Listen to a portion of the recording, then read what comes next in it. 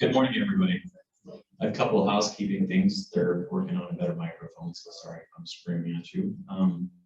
Our keynote, our speaker should have a lapel mic here in just a second. But anyway, good morning and welcome to the Assessment Center 101 training. If you're in the wrong place, you're still welcome to stay. We're a pretty friendly group for the most part.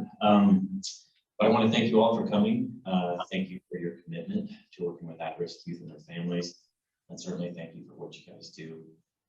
Before we jump into today's agenda, which is pretty full morning, we're going to have Representative Marco Erickson give some introductory remarks to all of you. Representative Erickson. Thank you. It's so weird being a representative because now everybody wants to speak at different things.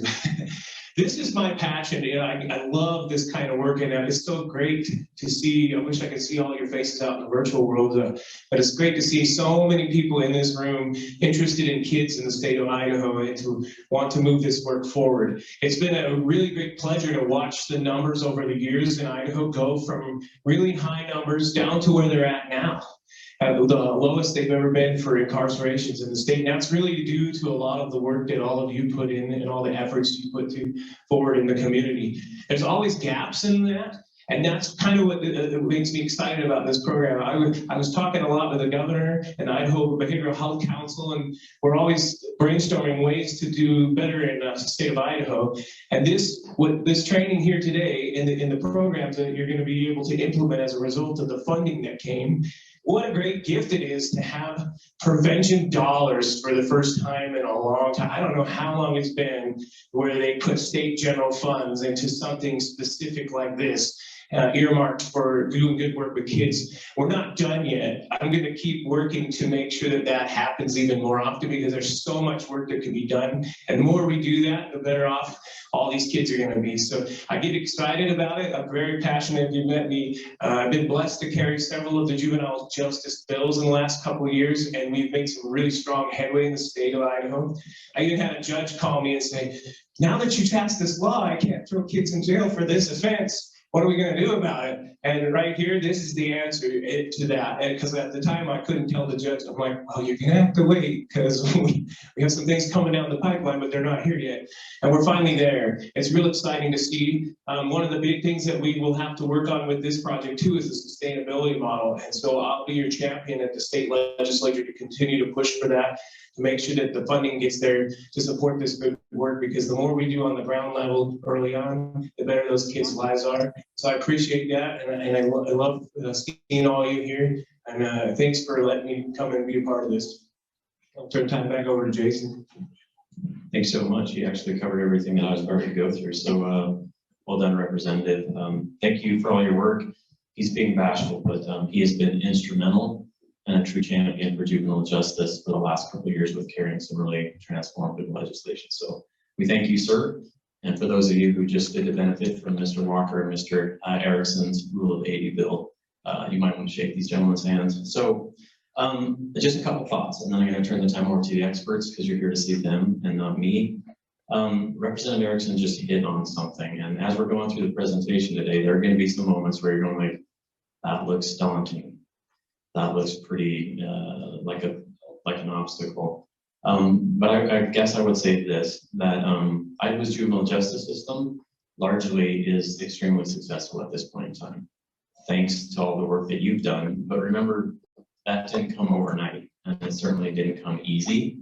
It came through a lot of dedicated work, intentional allocation of resources, sound policy, and capitalizing on some opportunities. So keep that in mind as we're hearing these comments today. You're going to hear a lot about the guiding principles, the NAC framework, as well as the logic model. To me, that is the recipe for success as you're writing these grant applications to apply for these $6.5 million of funding.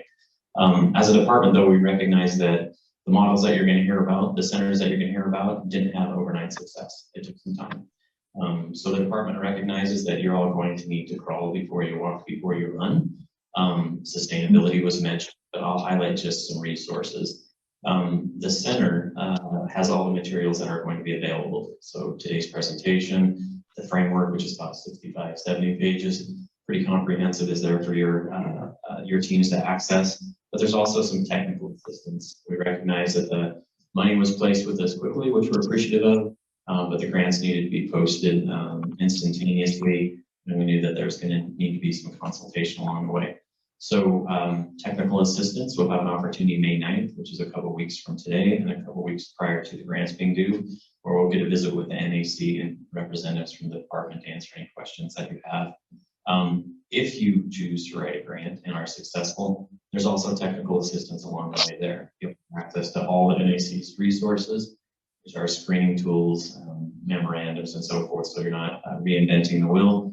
And then you'll also have access to 5 hours per month of consultation with NAC. So some things to help you along the way, some technical assistance. And I was asked to cover some housekeeping.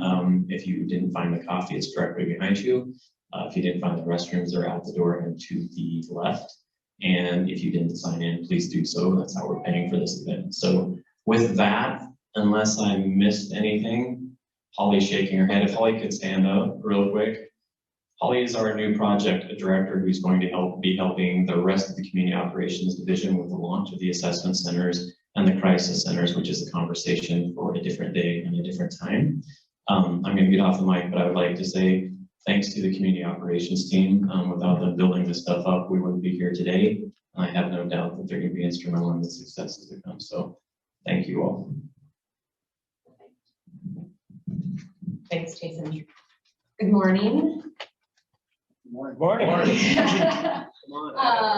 name is Molly Barker-Cook. I am the Executive Director of the National Assessment Center Association. And because everything has to have an acronym, we call it the NAC. I'll let Josh introduce himself here in a second, but I just want to give a shout out to the state. I said this yesterday at the training in Boise, but a lot of the times when I get outreach by communities that are interested in the assessment center model, it is by individual communities. Rarely do we see a state take the initiative to support assessment centers across the state. And so I just want to recognize the team. We got to spend yesterday with them. And it's a really innovative and progressive way to support deferred use from systems. So just a round of applause to the state on the work that they are doing. A little bit about me, and then I'll hand it over to Josh. I am the executive director of the NAC now, but prior to that was the director of an assessment center in Colorado. So if you're familiar with Colorado landscape at all, it's the 18th Judicial District, which is just south of Denver Metro. It includes Aurora, Castle Rock, and then all the way out to the Kansas border. So a pretty diverse landscape there. Was there for several years before I founded the NAC, and prior to that was the administrator of a funding organization in Iowa, really providing resources for diversion and intervention programs throughout the eastern side of the state. So really excited to be here with you today. We've got a packed agenda, so we'll try to kind of move this along a little quickly, but with that, I'll let Josh introduce himself. Well, good morning, everyone. My name is Josh Campbell. I'm from Lake Charles, Louisiana. I'm here representing our parish, Calcasieu Parish. I ran our assessment center there at Mark Center for 9 years, and then I moved on to be the assistant director over all of our services. And I'll get into that a little later in the presentation. My slides are going to be sprinkled in between Molly's. Molly is a true expert. I'm just here to show you how it can be applied in an assessment center. And my story is going to basically go on how we got to the point where we needed an assessment center, the success we had with our assessment center, where we stumbled, and then how we came back even stronger from those adaptive challenges. So looking forward to it. All right, I'm just going to kind of lay out the day here. We're going to start with a little bit of kind of history of assessment centers. And an overview of the framework. I know that you all have had access to that. It's also on our website. It's pretty long if you read through it, but we'll provide the overview today. We'll spend the majority of the time, an hour and a half, maybe 2 hours yesterday, similar to today, on the process core components, and essentially how youth and families move through an assessment center process. We'll spend some time on the structural core components, which essentially how assessment centers are supported. And then we'll leave some time maybe at the end for questions depending on how the morning flows. We are, like Josh said, I will give you kind of the broad picture. Josh will kind of explain to you how that works on the ground. And then there's a couple different times where we will have you break into your community groups and discuss, what are ways that we can start to move the conversation and implement this as we go back and start writing the grant application. So I think you'll find that the questions when we break out are very similar to those that are in the grant application. So the purpose of that is to help move you along, and Josh and I are here for questions. So please don't hesitate to raise your hand and ask as we're moving along. So let's start with some history. Assessment centers are not new. They were developed in the 90s with the support of OJBDP on the federal level. They started in the mid-90s with 2 pilot sites in Florida and 2 pilot sites in Colorado. And they really were supported based off of these community needs that you see on the slide. Those 4 communities were seeing an increase in crime. They were seeing a frustration between the time a young person was arrested and the time that we're actually putting interventions in place that support the behavior. Inappropriate use of detention, officers spending too much time with those kids when they could be spent back out on the streets or doing other things, and the youth could be getting meaningful intervention. And then just an overall need for more preventative or at-risk services for youth. A lot of the times, especially when communities outreach the NAC, these needs are not too much different 30 years later. Maybe a little bit more focused on this last bullet, but still seeing many of what you see up here on your screen today. So when those 4 sites got going, the initial goals of assessment centers in the 90s were to prevent any involvement in either at that time it was the justice system. They were really focused on the justice system. They have evolved over the last 30 years to also focus on child welfare, and I'll go more into that. Really providing a comprehensive approach as a kind of a resource hub to youth and families. Information sharing. So an assessment center, as you will see throughout the day, is that collaborative hub for all your different stakeholders, for justice, for child welfare, for education, for service providers, and for youth and families. And so, having the assessment center be that conduit of information sharing and communication across all those different agencies instead of working in silos was that one of those initial goals, and continues to still be a goal of assessment centers. Cost-effective response to juvenile crime. I will share at the end of the presentation today a couple cost-benefit analysis that communities have done throughout the years on the money that they're saving communities, and then again, kind of the reduction of time between arrest and interventions. So that was, mid-90s. What happened was the end of the 90s, early 2000s, federal support for assessment center waned as administration changed and priorities became different. But that did not kind of kill assessment centers, right? We had 4 in the mid-90s, and we have about 85 today, 85 to 90. And so they really grew organically. We saw a lot of communities going from community to visit centers. I know Josh sees that still today. And really, took some ideas, made it their own, and implemented their own center. So 85 to 90 centers today across the country. What happens when you grow organically like that is that you start to span a continuum. And what the NAC did when we founded it 2 years ago, and we founded that because there needed to be more coordination, communication, collaboration amongst centers so that we were able to speak to collective impact. We were measuring the same things, we were following the same guidelines. And this group of people up on your screen is who helped us develop the framework that you all are essentially going by when you're writing this grant application. So the framework is, you'll see a couple organizations up here that you probably are familiar with, especially if you work in the juvenile justice field. The Center for Juvenile Justice Reform out of Georgetown University, the National Center for Youth Opportunity and Justice, Annie E. Casey Family Programs, which is really involved in child welfare reform. And we paired those kind of national experts with assessment center directors, as well as young people and families that have lived experience in the systems. So a silver lining of COVID, if we had any, was that this group of people was able to come together virtually and spend a whole year really teasing out what are the best practices of assessment centers and how do we support that moving forward. So the framework was developed or released to the field a little over a year ago, and really started with that advisory group developing what are the guiding principles and then what are the core components of assessment centers, which is everything that we'll go over today. So guiding principles, you can read more about these in the framework or on the NAC website, and I'll go over these just briefly.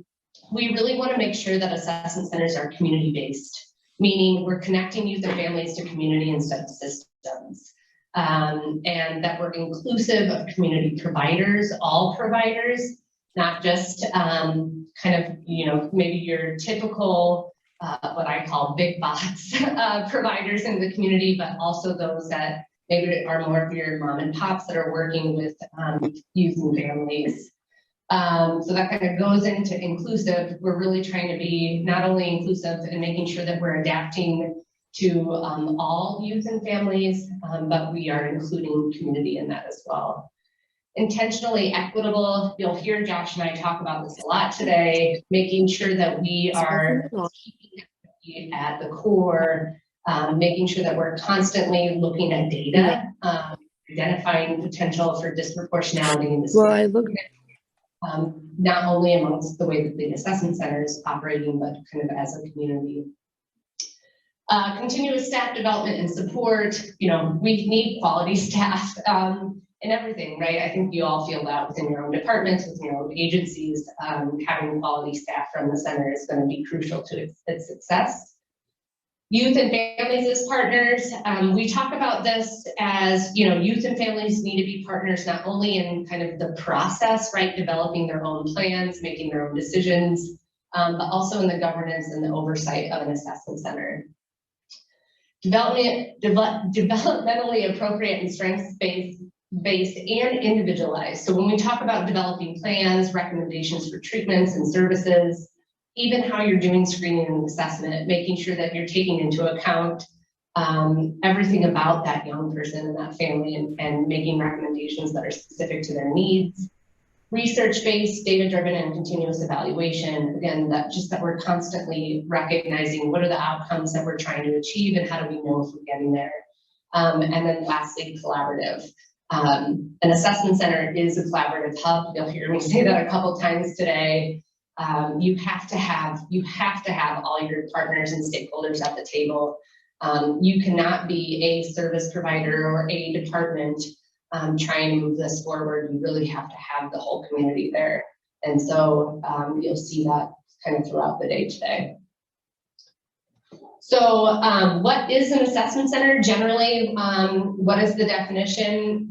Assessment centers really are a process.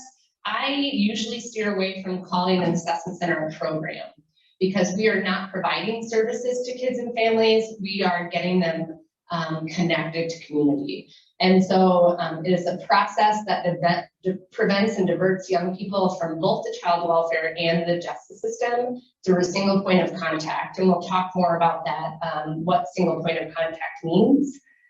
It identifies what those underlying issues are that are contributing to behavior, and it partners with youth and families to get them access to the services and supports that are going to best meet their needs.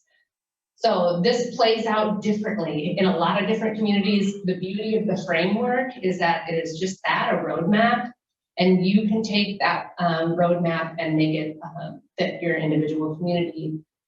So you'll see that as we talk about different centers. Josh will talk about his. I will bring up Memphis. I'll bring up Kansas, Colorado, Las Vegas. All of them have, this means different things in their communities. I also want to say that an assessment center, if I was part of OJJDP and those 4 pilot communities in the 90s, I would have probably raised my hand and said, can we call this something different? Because it's a very clinically name. That's not a word, but I'm going to call it that. And it's not community, it's not youth and family friendly, quite frankly. And so these are, all the other things that we might call an assessment center, a diversion center, a prevention center, a connection center, a resource center. All throughout the state of Ohio, they call them youth and family resource centers. The Harbor in Las Vegas, the Front Porch in Savannah, Georgia, the Mark in Louisiana. We have St. Charles Care Center in Louisiana. So as you're going back to your own tables and communities and having discussions, don't feel obligated to call it an assessment center. And I really would charge you with thinking, what's going to work for your community and maybe what speaks to youth and families that's going to make it a friendly place to walk in.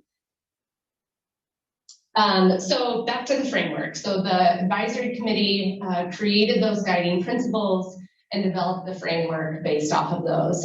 It is divided up into 5 different core components. 3 of them are process core components, how do youth and families move through the process of an assessment center, and then 2 of them are structural core components, essentially what supports, what sustains the assessment center. So we're going to dive in and likely spend a lot of time on the single point of contact core component, because this is likely the core component that you are going to have the most discussion and is probably going to be the hardest one to try to figure out how it's going to work with your community. Single point of contact essentially speaks to referral, your referral and your target population. How are you and who is coming to your center? By definition in the framework, you see up there, it's centralized, coordinated point of contact for youth who are struggling. That term struggling means has a very different definition for each community that decides to start an assessment center.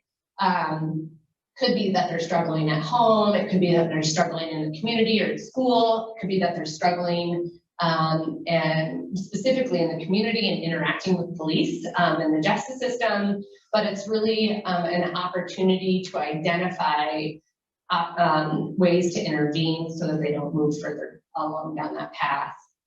So these are a couple of things that you'll want to consider as you're looking at single point of contact.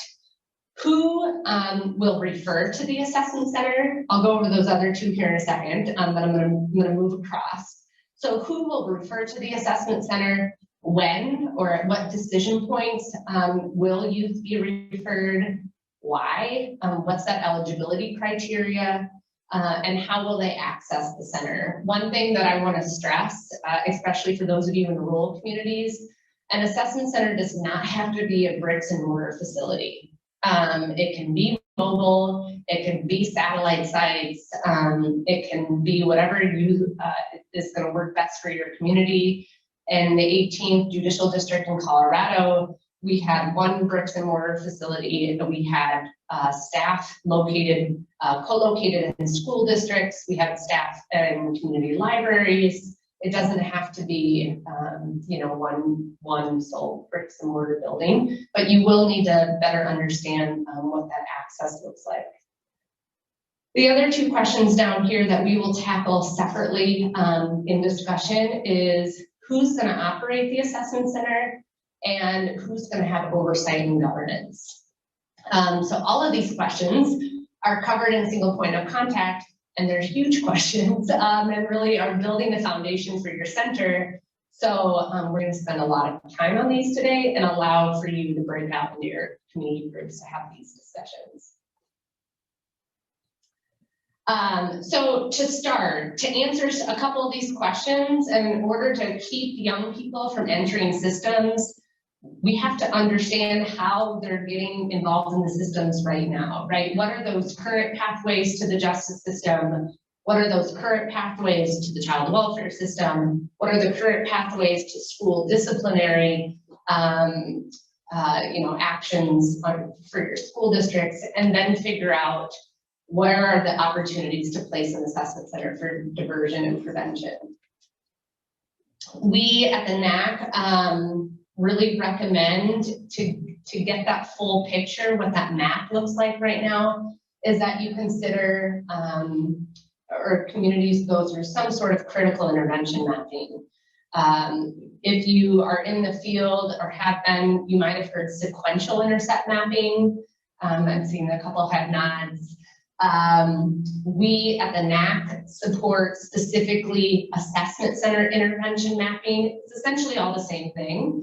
What you're doing is you're taking data from several different data points and pairing those with stakeholder interviews, right?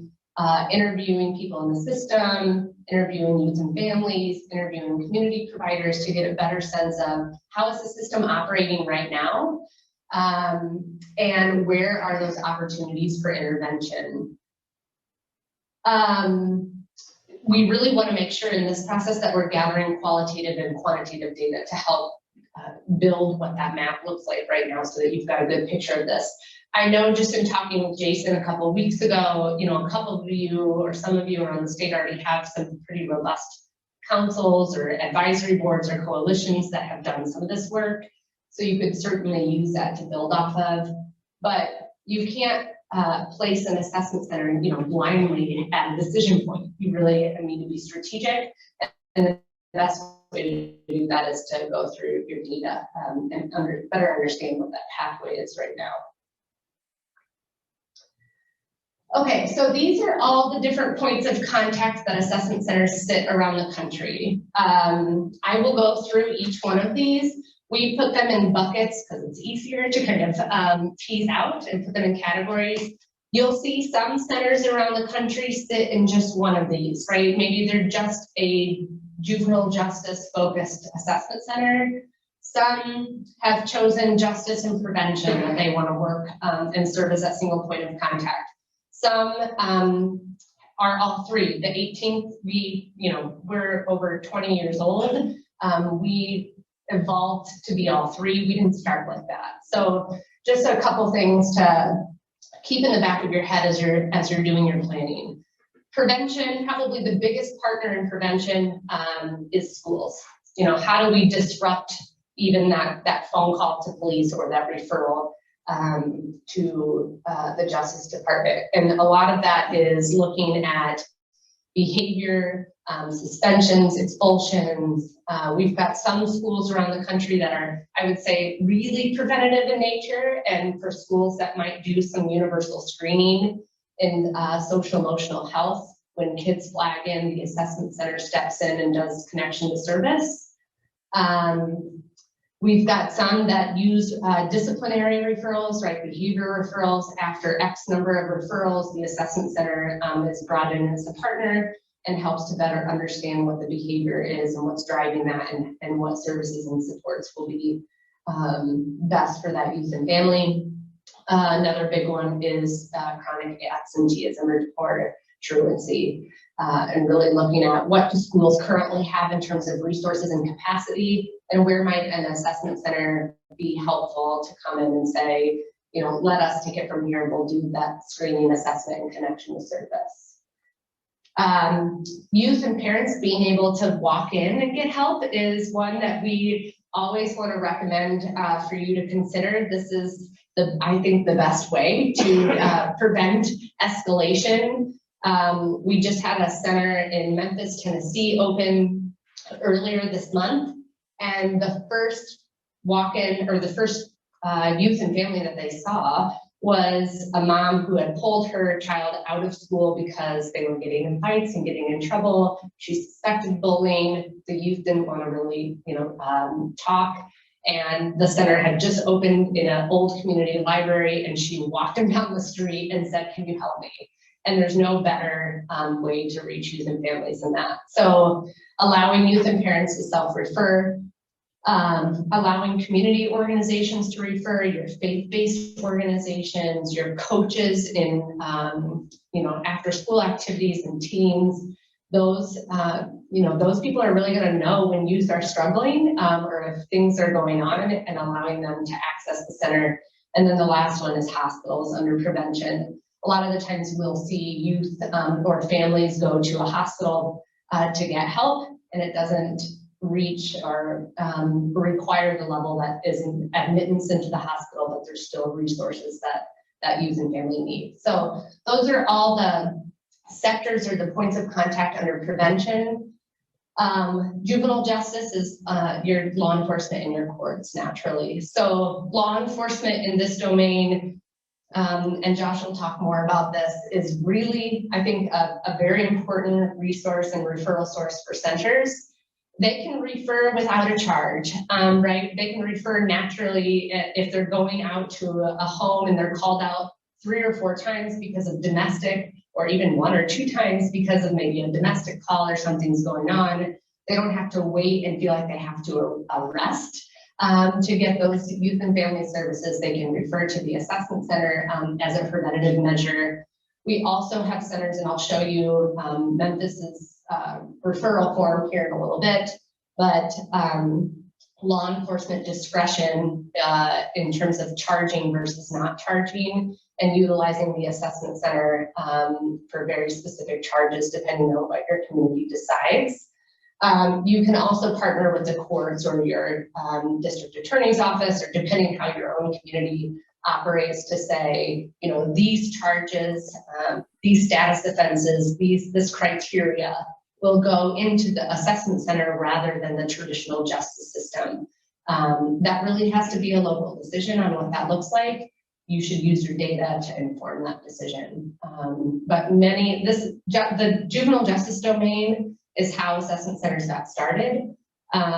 This is how many assessment centers across the country sit in at least this domain. I would say about 95%. I can only think of 2 assessment centers right now that only sit in prevention domain.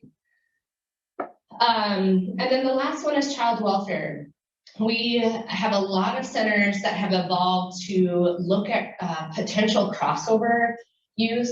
So youth that might have an open case in the abuse and neglect system, and they're starting to see behavior in those kids that could lead to a referral into the justice system, and trying to work with those youth and families on a preventative basis, looking for collaboration with child welfare at the table. The other one there, big one, is parents wanting to self-refer again. What we saw a lot at the 18th was parents would show up and say, "I'm over it, I'm done, I've reached my limit, take my child, I need help," and really utilizing the assessment center, the child welfare organization, to refer at that end too. So this is just another way to look at all of these, right? You've got your pathway to the justice system, and you have all these ways that an assessment center can serve as an off-ramp, with the yellow really serving as the prevention. The pink is kind of prevention, justice system, child welfare system, and then the blue and the green is more your justice system points of contact. So again, how this is going to work in your community, or what that target population looks like in your own community, is going to depend on your own data. It's going to depend on your own capacity, and we're going to allow you some time to kind of talk through that today. This is the referral form from Memphis. I showed this just to, especially as a law enforcement example. Memphis PD and the community of Memphis went through kind of this data analysis, and through that process identified 11 different charges that they were all in agreement that they would, instead of going into the traditional justice system, they would instead go to the assessment center. So that referral, that charge, that citation never hit the court system. This is their referral form to what they call their Youth and Family Resource Center, which is their assessment center. One thing that I will say before I hand it over to Josh is we want to, again, centering and being intentionally equitable, that we want to make sure that we're always looking at who's referring to the assessment center, how often and why, and cross-checking that with demographics of youth to make sure that your target population is indeed who you intended it to be, and that we're not having any disparate treatment in those who are referred. This can also help with outreach, right? If you have a jurisdiction that has several different school districts or several different law enforcement agencies, and you're looking at this data and you're seeing one law enforcement agency is really following that criteria and one law enforcement agency hasn't sent you any referrals, then we have disparity on diversion opportunities for youth. And then how do you have those conversations? So that data analysis and collection is really important when it comes to single point of contact. And I'm gonna let Josh talk. We'll start off, I'm going to give you a little bit of overview of what our community, our parish, which is a county here, we're the only ones with parishes, looks like. We have a population of about 200,000. That gives us about 36,000 school-age youth that we serve. You can see our race and ethnic breakdown there. We serve 6 municipalities, 6 different law enforcement agencies. And the way we're able to work with the court system is through a memorandum of understanding we have with them through the Calhoun Parish Police Jury that I work with. So we're a little different than most assessment centers. The agency that we're underneath, we have an umbrella. We actually have a detention center. It's a 36-bed detention center. We're building a brand new one. And I'm happy to say that we are only going up 2 bed spaces. So we're going to build a 38-bed facility, and there are going to be single occupancy rooms now. We have our probation department, which handles all of our supervised, formally charged youth that go through the court system. And then we have our status offender program, which we call Families and Needs of Services, and TASK. It's a truancy referral service just for elementary youth. That's all our status offenders. They can be referred either through law enforcement or primarily through the school system. And then the last department that we opened up in 2011 in our jurisdiction was the MARC, our Multi-Agency Resource Center, which is our assessment center. The purpose of it is to be that single point of entry that Molly was talking about. We had a twofold desire with this center. One, to pull already existing resources, not become a new resource, pull already existing community resources, and then ensure that families had timely access to those resources. Our hours of operation are there. We're open right now, Monday through Saturday, 8 a.m. to 12 a.m. So how did we get here as a jurisdiction where we felt like an assessment center would be beneficial for us? In about 2006, we started looking at things and realizing that we were placing a lot of kids in the state's custody, sitting into the Department of Corrections in our jurisdiction. And we knew that we should be able to do a better job. These were our youth, our community youth. And when they get sent off to juvenile prisons, they're going 2 hours at least away from their family. There's no interaction. So what can we do to keep these kids in our community? So that was our primary focus. And we did pretty well. In 98, we had 102 that we were placing. In 2020, we've held pretty strong. We've had 16. We've been able to keep it on average about 20 a year. So we had a lot of great things in place. We weren't sending as many kids to juvenile prisons, but we were still missing the boat here. We had all kind of amazing services for youth once they got in trouble, but they almost had to get in trouble before they can take part in the services. I remember I was a community-based, I worked for a nonprofit for years, and I provided contract services for our department. And I remember families saying, hey, that really seems to be working for them. How do I get in there? And you'd have to get in trouble first. And that just really didn't make a whole lot of sense.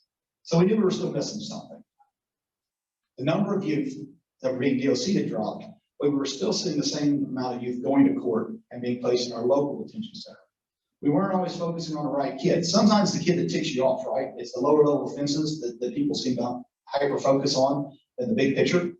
And some of these kids didn't need that attention and others really did. We weren't providing effective services, and when we were getting it right and linking a kid with an effective service with family, it wasn't always timely. That means they could be on a waiting list for 6 weeks or so. So they weren't getting access to regular services they needed. So we knew in our parish, we were ready to move forward. We were ready to take the next step. So before I get into any more, just know what I find with assessment centers and preventative work they do. If we don't work with youth when they have low-level issues, those issues are going to continue to grow, and they're going to come back to us, and we're going to have less productive opportunities to work with them. So early on is always, in my opinion, the best way. So we had a board that was already set up in place called a Children Youth Planning Board. It's a collaboration of stakeholders in our community. The judges are on it, the district attorney's office is on it. We have our public defenders, we have family members, we have school system, we have law enforcement, all the players there that you really need to be successful for an assessment center. They all have to be taking part in this and agree with the direction the center is going to go. We all had different backgrounds, we all had different agendas coming to the table, right? Everyone needs something met with whatever department they work with. So we decided to start with the end and work towards fleshing it out in the beginning. So we knew that we wanted all the children in Calhoun Parish to be happy, healthy, and successful. We knew everyone could agree with it, no matter what they were coming to the table with and who they were representing. So we worked from there and fleshed out what this would look like and who will have to give up power for this to work. Because that's a very important thing with this work too, is someone's going to have to give up power, and there's going to have to be a lot of trust in the room for this to work. So Mike and I talked a little earlier about what we were set up to do. We wanted to be that single access point. We also wanted to be sure we were addressing racial and ethnic disparities, because that's primarily what this was set up through MacArthur Foundation for us, to make sure that everyone was getting equal opportunities for supports and services at every level of system involvement with us. We wanted to divert youth, but we didn't just want to divert them because we already had a diversion program at our agency. We already had an intake wing in our agency that would handle new cases come in. We wanted to also make sure that we were screening the youth, and if they needed support, that we would give them the support. We wanted to, for law enforcement, be a big support and reduce the time between arrest and us actually being able to work with that youth. So we wanted to be able to, before I guess the Mark Center, what we would have happen is law enforcement arrested youth, the officer report would be sent to the DA's office, and we could wait months before we got that. And that means that youth wasn't getting time and supports. They weren't being held accountable for what they did. We weren't acknowledged that what they did was inappropriate, and that we needed to put something else in place that was more pro-social, that would help them and support them not to be involved more so with our juvenile justice program. And of course, we always have to keep in mind, because all the players at the table there, we have to promote public safety and well-being. And in our parish, we're very fortunate. We only work with youth up to the age of 18 as juveniles, but anyone could come in and we won't turn them away. So anyone could come in that needs assistance as they're 23 years old and they're looking for substance abuse treatment. We can still provide them a link to that service. We can't provide necessary services in our community to that, but we can provide them with opportunities that they can reach out to others. So we've been very beneficial in that. The referral criteria was kept really simple for us. Like Molly said earlier, walk-ins is something that was very important to us. We wanted to make sure that families could come in their own, independent of a referral from the school system, from law enforcement, or anyone else. We deal with all alleged status and delinquent offenses. So any status offenses referred to us from school, law enforcement, or any delinquent offense referred to law enforcement, we would handle all those. We work with youth from the age of 5 to 18 years old. And that's primarily, we had legislation go through about 3 years ago now that raised the age to where 17-year-olds are handled in the juvenile system.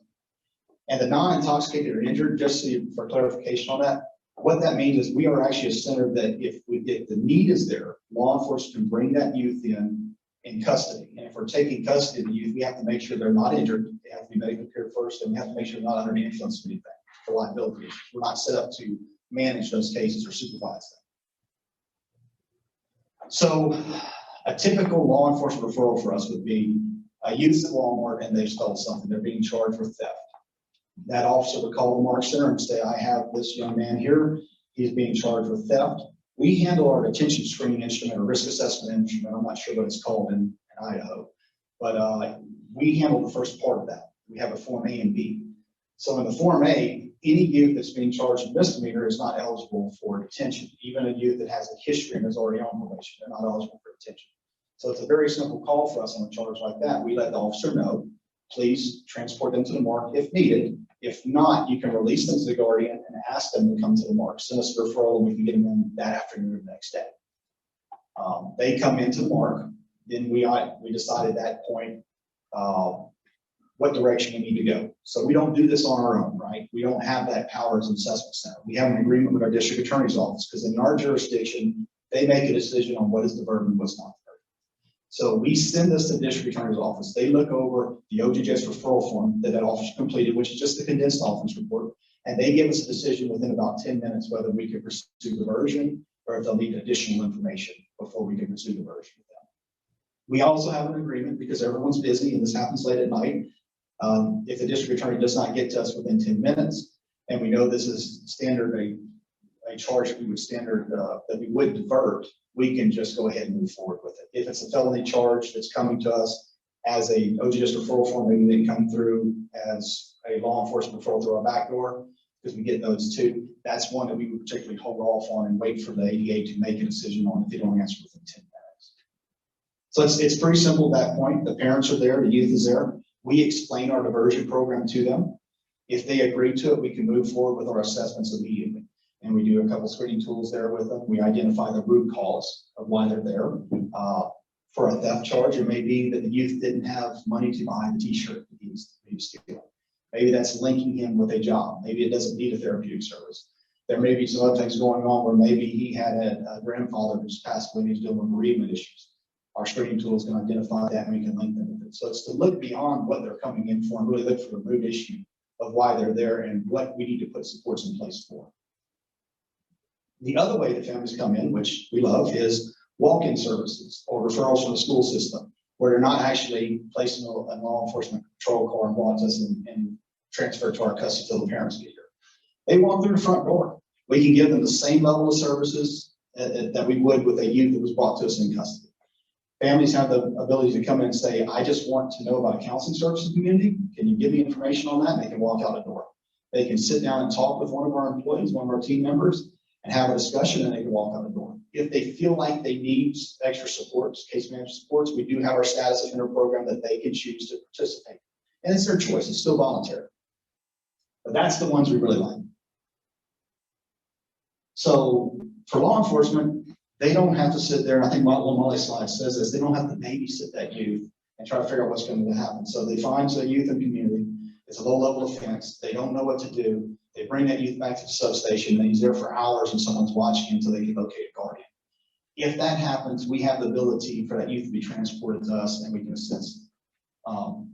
The custody exchange for law enforcement, when they get in our building, we want them out there in about 12 minutes. Sometimes they can be out there quicker. They don't have to stay that long. Sometimes they want to stay till the guardian gets there because they want to take part in it and make sure that they're able to discuss it with the guardian and say, you know, we really think this is the best fit for your child. We really feel like they can help you. We've had good success. They get to choose that. If they want to stay there, welcome. The status offender thing, like I said, is huge for law enforcement. In our community, they don't know what to do with status offenders. There's not a whole lot. They're not going to be detained.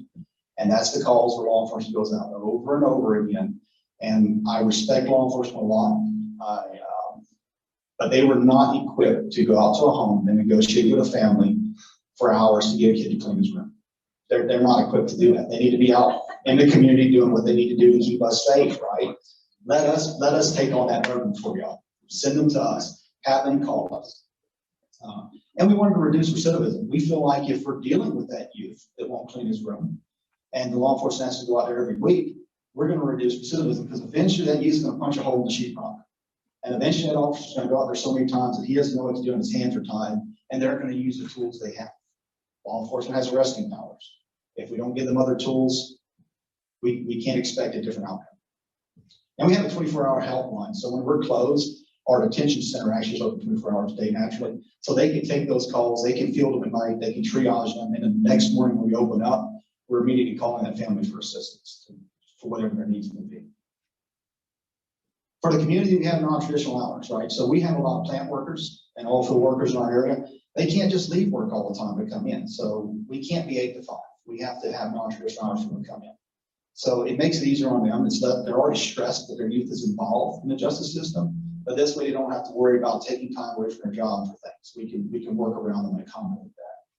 They get immediate assistance without system involvement. We don't have to place a youth in the justice system on probation, even if it's a status offense, it's still a form of probation. We don't have to do that. They can get the same supports now that what I was talking about earlier that they couldn't before. We wanted to be that single entry point. Our conversations with the community is, don't even try to figure it out, just call us. It's our job to figure it out. If you're looking to put a kid in some kind of service and you don't know what's out there, just call us. It's our responsibility to do that for our taxpayers and our community. We work for our citizens. The pooling of resources saves a lot of taxpayer dollars, and Molly will talk about this later, duplication of services. So when we know we're a hub and we know all the services are out there and someone wants to start up a new program, we can tell them there's already a program. We don't need to start up. We already have that slot filled, but the data shows that we need something else. Would you be willing to look at this? We do have evidence-based programs. Evidence-based programs are very popular. I'm not here to downgrade them at all. We use them, but there's a lot of grassroots organizations out there for rural areas especially that can engage with families and do, in my opinion, just as good a job. And we have to be data-driven, right? So our center has to be able to adapt on the fly. If we look at our hours of operation, we see we're getting a lot of offenses that are happening at 1 a.m., then we need to adjust our hours to stay open to 1 a.m. You have to be able to look at your data. That's the only way you can keep your pulse on what's going on in your community, and you can adjust with the community needs. Because what you're going to start doing this year with your assessment center may not be relevant in a year from now. There's going to be other things that go on and other issues that come up. I never thought that we'd be dealing with so much tobacco issue in our area of vaping. And I'm sure everyone around the country is dealing with that, but we had to adjust on the fly and start putting different programs into place and different interventions for that. All right. Just, I think two things, yeah, you can leave it up there. Two things that I wanted to say before we have you break out into your own local discussions. Josh mentioned this, but one thing that the framework touches on is we really want youth and families, even if they are coming into contact with law enforcement, whether or not it's a prevention referral from law enforcement or a charge that is going to the assessment center. We want, as much as possible, youth and families to be able to walk into that door or meet with the assessment center on their own and not being driven to an assessment center in the back of a police car. And so really looking at what's the criteria there. What we see, and I think what Josh's center sees a lot, is if they can't locate a guardian, depending on what your local policy is in terms of releasing young people back to a caregiver or guardian, if they are not able to find that person, then that's an appropriate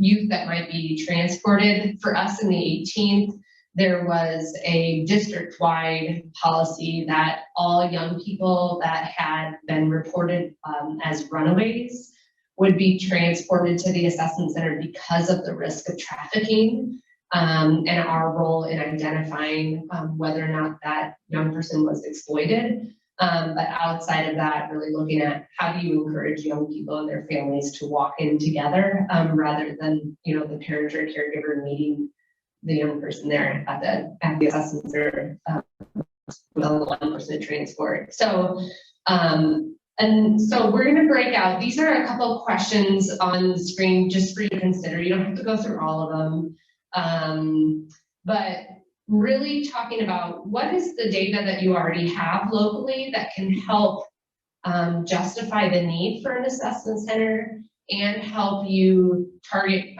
identify your target population. So that might be looking at arrest, your juvenile justice intake, your detention numbers, your school disciplinary or absenteeism, your child welfare numbers, other community data. This is totally up to you, but what's out there and available for you to move through that and use that as a community. What are those next steps?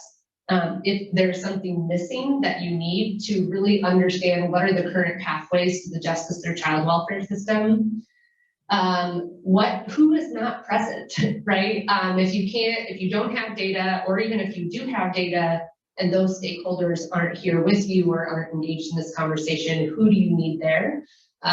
Depending on what that target population is, you're going to have to enter into MOUs and agreements with those stakeholders. So who do you need to bring to the table? And then what efforts have been or will be used to ensure the assessment center's target population addresses equity and diversion and prevents net widening. There is, if not done right, there is potential for you to bring more kids into the justice system, and really a lot of the times when we see diversion done, we see those equity issues actually increase. So how do we center that and make sure that we've got the right checks and balances to look at that consistently? So we're going to give you 15, I don't know what time it is right now. 9:57. Okay, so let's come back at 10:15, but really, break out into your own local community groups and discuss these. You can flag us down if you have questions, and then we'll reconvene at 10:15.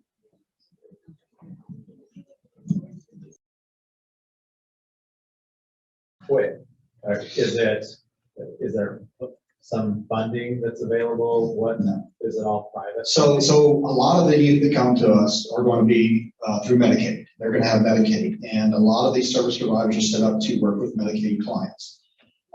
For us, we don't give them any incentives. They need youth to work with, and primarily we could be a very large referral source for them to get those youth. And it's worked out well. Now, let me tell you, I'm coming to you talking about an area that we're in that is service rich but delivery poor. We have a lot of services, so we have that ability to do that. And it's difficult because we do contract with some services. So you really want to say, you know what, we're paying these people, let's send them all here, but then we're losing the neutrality component. And Molly's going to hit on that many times today. But that's what ends up happening with us, is that we can't just refer them to the people we contract with because we get them in quickly, because then we're sending everyone to that one provider. And the families aren't, geographically, that may be an issue, or even the fact is that because we think someone's good doesn't mean the families think they're good. I have a person that's over our departments, like, I love these people because they send us these every week exactly on time, 2 weeks in with what's going on the updates. And they may dislike another one that doesn't send the updates in its timely manner. But the families love the other one. So to me, that means the other one's a better opportunity for that family. So it's a couple comments about that too. I think, and this is the beauty, right? Of making it your own. So Memphis, the center that just opened, does have an agreement with providers, and there's expectations that's laid out in that agreement in terms of communication back to them, responsiveness. In terms of funding and being able to pay for some of those services, we do have some centers that do, right? So this is the beauty of each center is different, and it's going to depend on their community. The one thing is, so for the state of Colorado, and I know that a couple of rural assessment centers in Kansas do this too. Those of you who are involved in your Families First funding through that federal legislation, specifically with child welfare, allowed child welfare organizations to have preventative dollars and to spend their money on services preventatively without bringing young people and their families into their system. Same with some of your juvenile justice. I don't know what it is in Idaho, but if your juvenile justice organizations if the state allows them to spend money on prevention, this is what Josh was saying earlier, it's about relinquishing control. And what we see is child welfare departments and juvenile justice departments give a portion of their budget of those monies to assessment centers. So assessment centers can then pay for the services for youth and families that come through their doors and access those services preventatively, still using juvenile justice and child welfare dollars to do that. The other thing, which we'll talk about here in a little bit, is depending on whether or not you choose to be a government-run center, a county-run center, or a nonprofit. We have nonprofits that will also apply for funding through foundations or grants or things like that to help with that. So I think that you can do it a couple different ways, but Josh is right. And when you're establishing the single point of contact, ideally the community knows that this target population is all going to the assessment center first, before providers. And so we're making more efficient use of our resources, and the providers are engaging in that too. And hopefully are getting the right kids to spend their resources and their services on, instead of kids that might not be successful in their programs. So a long-winded answer to your question, but to build off Josh's. Any other questions based off? Okay, we're going to get to the fun part, and probably, and maybe not, but for many of the communities, the biggest piece of the discussion is who is going to operate the center. And one of the things that we hold near and dear to our core at the NAC is this idea of neutrality. So who runs your center can be a government entity, it can be a nonprofit entity. What we do not recommend it be is a service provider. And that is because the function of an assessment center is to bridge young people to the right services at the earliest time. If you are a service provider that is in charge of the front door, there is either a real or perceived bias on where those young people are being referred to. Please, if you're a service provider, I'm not, hating on you. I'm not saying that you have malintention. I am saying that we have seen this tried in communities across the country, and it has never been successful outside of very, very rural and tribal communities. And so it causes unnecessary kind of competition between service providers, especially if you have more than one, and just kind of where those kids and families are referred to. And it causes service providers are often to their own, trust me, I've worked in them and been a part of them. I think they're doing great work, but more often than not, they're looking at what services do we provide that meet your needs, rather than what are your needs and what's the best service out there for you. And so you will hear me all throughout today talk about the benefit of neutrality. And for many communities, there is an entity out there that makes sense. Like that, we already know who kind of holds neutrality the best. In some communities, there has to be a lot of discussion around this. And that's why we told you to stay where you are, because we will have you go back and talk about this and what is going to work best for you. You will see, so a couple different examples, right? Josh obviously is a county or a parish run center that holds the mark and serves as that neutral entity. You see that there are nonprofit centers across the country that are standalone. That's their only function, is to serve as an assessment center. You see some that start out as a governmental entity to get their operations going, and then they transition to a nonprofit. That's what the 18th did in Colorado. That's what the Harbor is doing right now. They were formed underneath the county or underneath the judicial district as a governmental entity. It's a lot easier. You've got less hoops to jump through at that point. And then in 2009, the 18th formed as its own nonprofit to allow for some more flexibility in applying for grants and things like that. I think the Harbor is doing the same thing.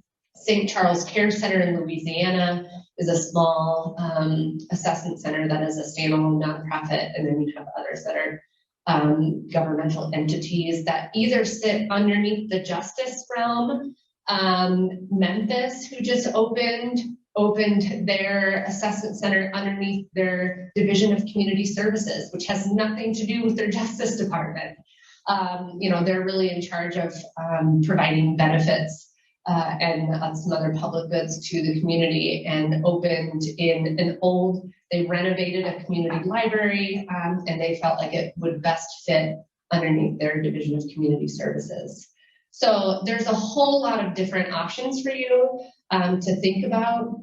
What we do not recommend is that a service provider be the operator of the assessment center. A couple of things that came up, and then I'll get to your question, is, some people might say, well, we're the only person that provides this service, right? Especially if you're talking about residential or respite beds or shelter or things like that. We're the only ones that does that. So can we, would that work?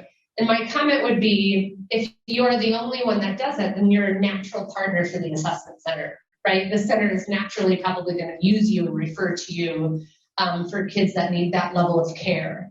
But, is it the most appropriate place for you to operate that center? Probably not, especially if there's other providers out there and if you're providing other services along with the only service that is available. So did you have a question around that?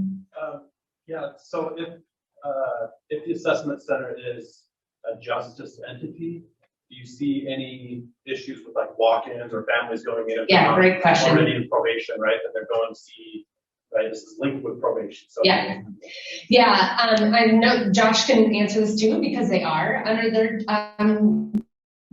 kind of justice department. A lot of the times what we will say is if you are going to open underneath that justice arm, that you try to provide as much separation from that as possible. You're not walking into it, you're not housing it in a detention center, right, or a secure facility. You are, your staff are called something different, not probation officers, that you really try to separate out. Having people walk in, using families walk in to try to support and get services into like a justice center is probably not the most welcoming environment. So just thinking about, can you run this underneath your justice department, but still provide at least, some level of separation and how that feels for you and families. I don't know. So just to clarify, do not think that what we're doing is particularly the best way. There are many ways to do it. When we opened up, we went and toured different facilities like the one that Molly was running, the assessment center, and we realized we had to be standalone. So our parish put us in a building that's away from our detention center, away from probation. It doesn't say Office of Juvenile Justice Services on the signage or anything. It just says Calhoun Parish Police Jury. I was hired a year out because they realized really quickly, I came from nonprofit. I used to be a clinical director for our drug court program, their juvenile program. They realized, and I got very lucky, that they could not have someone run that facility that was looking at things through the lens of probation or had been a probation officer before. So they gave me full autonomy to take this and do whatever I wanted with it and not have to answer to anyone besides naturally those who are higher up than me. But we can take it in any direction we wanted, and I was told I could have any resources that I needed to do that. So that you almost have to take it and really separate it, because we do serve probation youth and they do walk in after hours, but we're never looking to use any of that against them. What they talk to us about stays mostly internally with us. It doesn't go back to the court system. It doesn't go back to DA. So, and that doesn't happen overnight because we do some really weird things because we work with every youth that comes into the system at every point. So we're also diverting kids to the mark, but we're also taking care of kids that are formally being processed or being charged and go to detention and are having to go through a court process. Our goal is to be there as a support for the family through that process and try to speed the process up and get them through as quickly as possible. So I don't know how it works for us, but it does. And I'm not saying that's the best way to do it by any means, but just know there was definitely clear lines that were drawn and expectations were put into place to separate us and insulate us as much as possible from the other departments. Any other questions around this? Because this is, a very large talking point with communities. We're going to touch on a few other slides, but then let you kind of talk in your own groups. The one other thing that I'll say is, some people will say, well, we want to figure out a target population and have them referred directly into a service provider for, their own programming or their treatment. And that is fine. If your community decides that that's the best way for you to divert kids is to have an agreement with one service provider and have them go directly into them. I think that, I'm not bashing those types of diversions. It's just not the assessment center framework. And so making sure that we are identifying who the neutral entity is going to be and how are we going to facilitate access to individualized services and not have any bias in that. So if you have any other questions, you can come up and talk to us individually or when you're talking in your groups. The other big piece is, who's going to provide oversight to the assessment center. In the framework, we talk a lot about, making sure that your target population and the community that you're serving is reflective of that oversight board. It could be, if you're a nonprofit, you're going to have a board of directors, or you will have an advisory board, if likely if you're a government organization. But really looking at it could be an existing coalition, it could be an existing board, or maybe you morph something into that, right? Totally going to be dependent on your own community. A board of directors, has fiduciary responsibility and legal responsibility for the organization. An advisory board doesn't. They have more kind of strategic insight, but does not have kind of legal authority over the assessment center. So another conversation that you might want to have when you really talk, when you're looking at your advisory or your governance board, is making sure that the partners that you're going to have to go into agreements with or MOUs with, that they're at the table, right? If you're using your assessment center, the target population is those that maybe are coming into contact with law enforcement, that you include law enforcement on your board or your advisory committee. Same with, your courts or your child welfare or your school districts, that somebody is there representing them because that is who the assessment center is serving.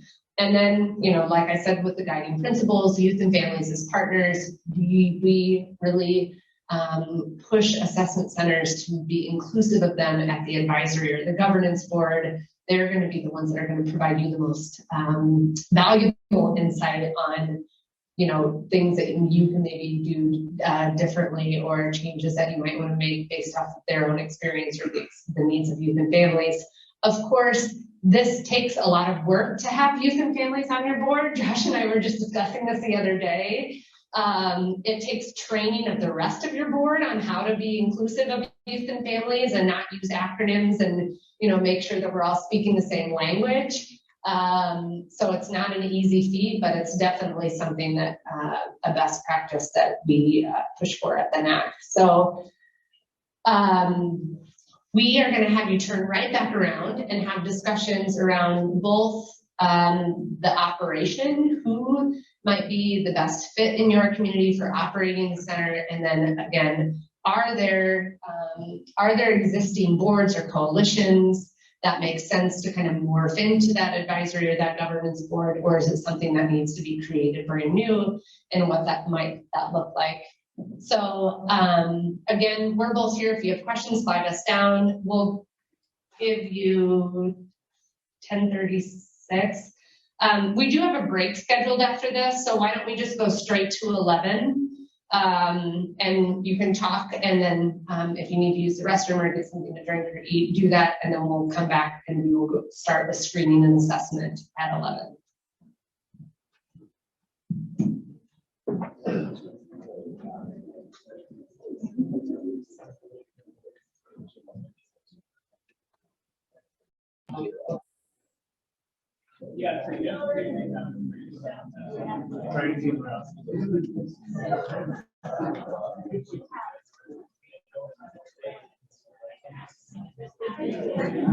All right, we gave you a couple extra minutes. It's 11:06.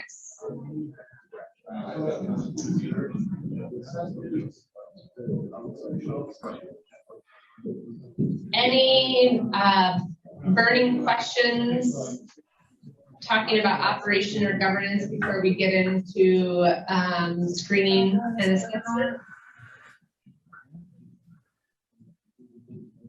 Sorry, that's till 1. My guess is just going to be more community conversations as we need today.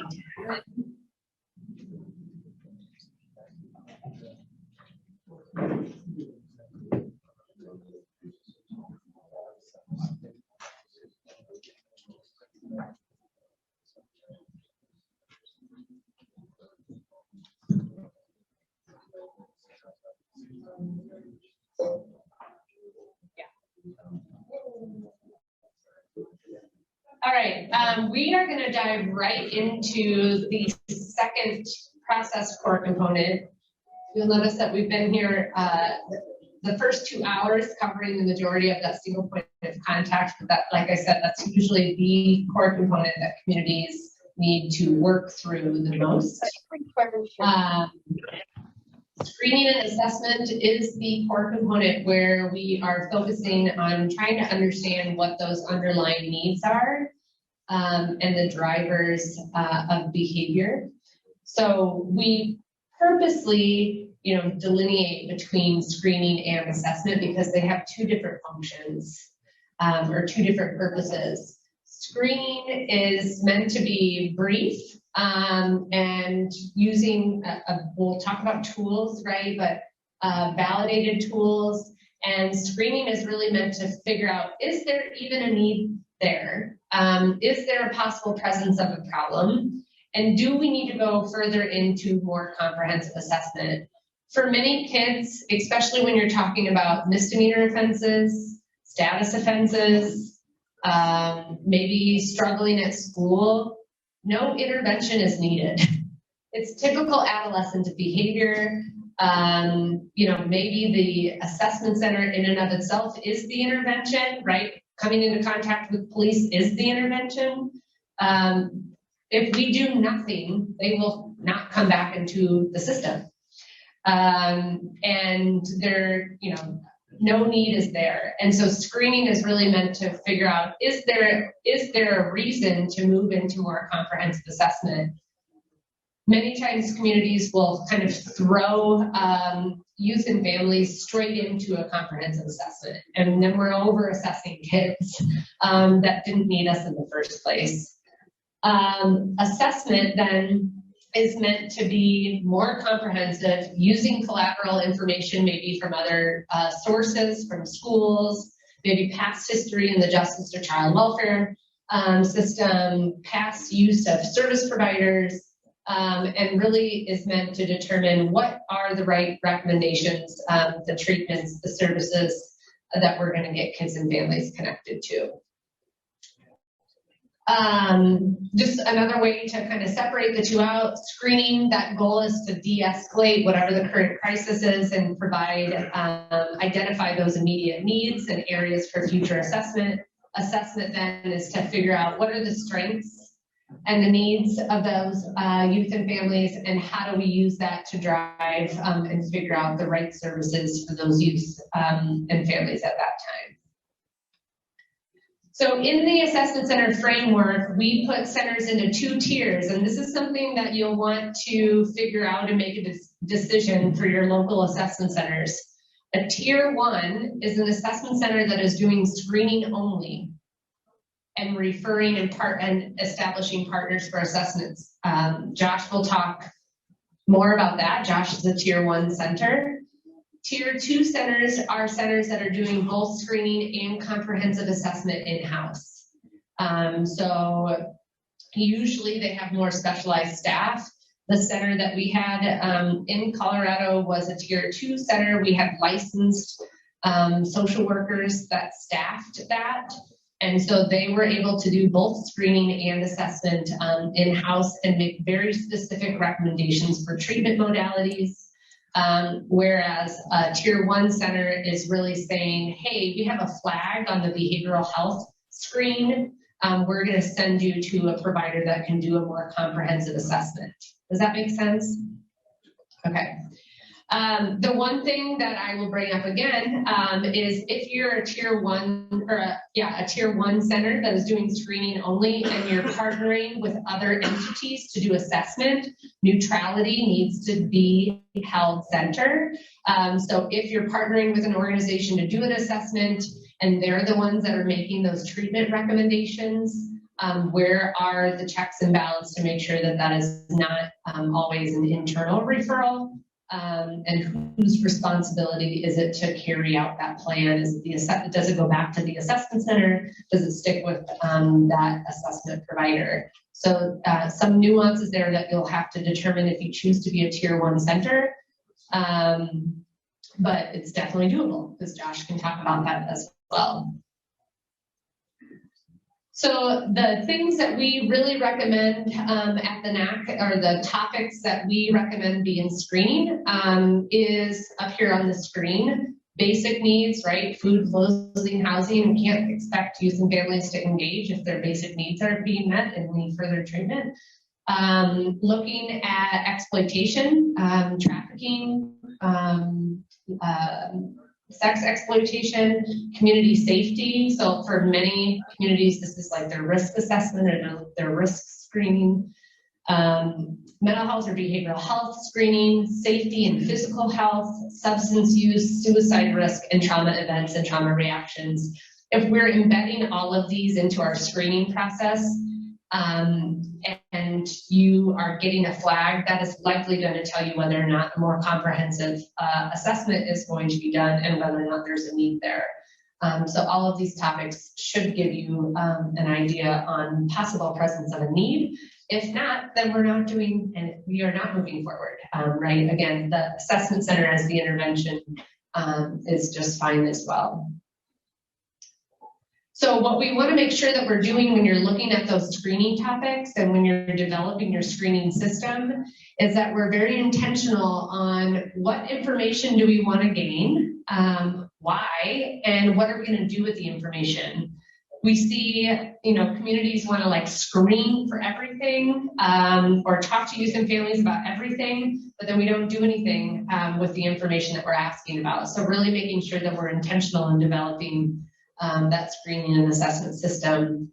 We refer to that system because it's not just a tool. The tools that you use are very important, and we'll talk more about those.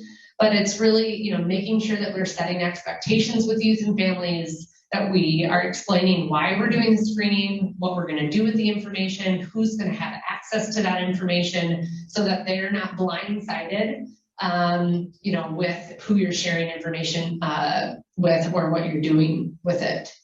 Obviously, administering the tools that you're using, scoring those tools, and then looping back with youth and families with any secondary screens, and then sitting down with them and saying, this is what we identified, and these are the next steps. So this really should make up your entire screening system, not just focusing on a tool.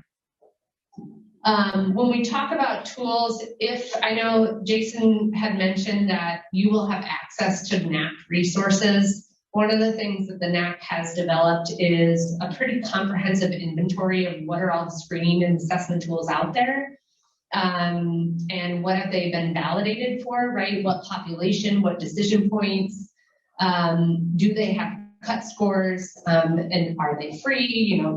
All different kinds of information on screening tools that you'll have access to. What we really want to make sure is that when you're establishing your target population and screening point, single point of contact, that the needs of that target population could be very different, right? If you're focused on prevention and you're looking at referrals for truancy at an elementary school, the screening tools and the things that you're going to look at in screening are going to be very different than if you're looking at a 17-year-old that's transported by law enforcement. And so making sure that you are building in tools and processes that are going to cover the needs of that target population. Obviously making sure that any tools that you choose have evidence behind them, right? They've been demonstrated with reliability and validity for that target population. If there's self-administered tools that you're looking at breathing level, as well as the time that it's going to take for you to administer those. And then cut scores and response protocols. Josh will talk about this too, I think, with one of your trafficking tools. But if you have a tool that you do and then there's no guidance on what to do with that information, it probably isn't very helpful to staff. So to say, this is the threshold where you screen in, and then these are the next steps. So really making sure that is either, comes with the tool in terms of guidance, or you look for a consultant that can give you some of that guidance. So assessment, like I said, is obviously more comprehensive, is really a more clinical or a structured interview. and informs that individualized plan. All of the topics that are in screening, you will cover or will be kind of transferred over into assessment, but we also look at some of these additional topics, right? Aggression, intellectual and developmental ability, relationships. We have some centers that kind of weave in traumatic brain injury to understand if that's kind of a driving force of behavior. But these are all included within that more comprehensive assessment. What we want to make sure of is, like I said, with the guiding principles, that these are individualized and really take into account culture, developmental ability, that you're looking at the strengths of youth and families, not just what their needs are, that you are following up on the specific needs so that are identified in screening. So the example I gave yesterday was if during the screening process, they flag in and really are just, you have a need identified in traumatic events and traumatic reactions, that you're not doing a comprehensive suicide risk assessment, because it's not matching up.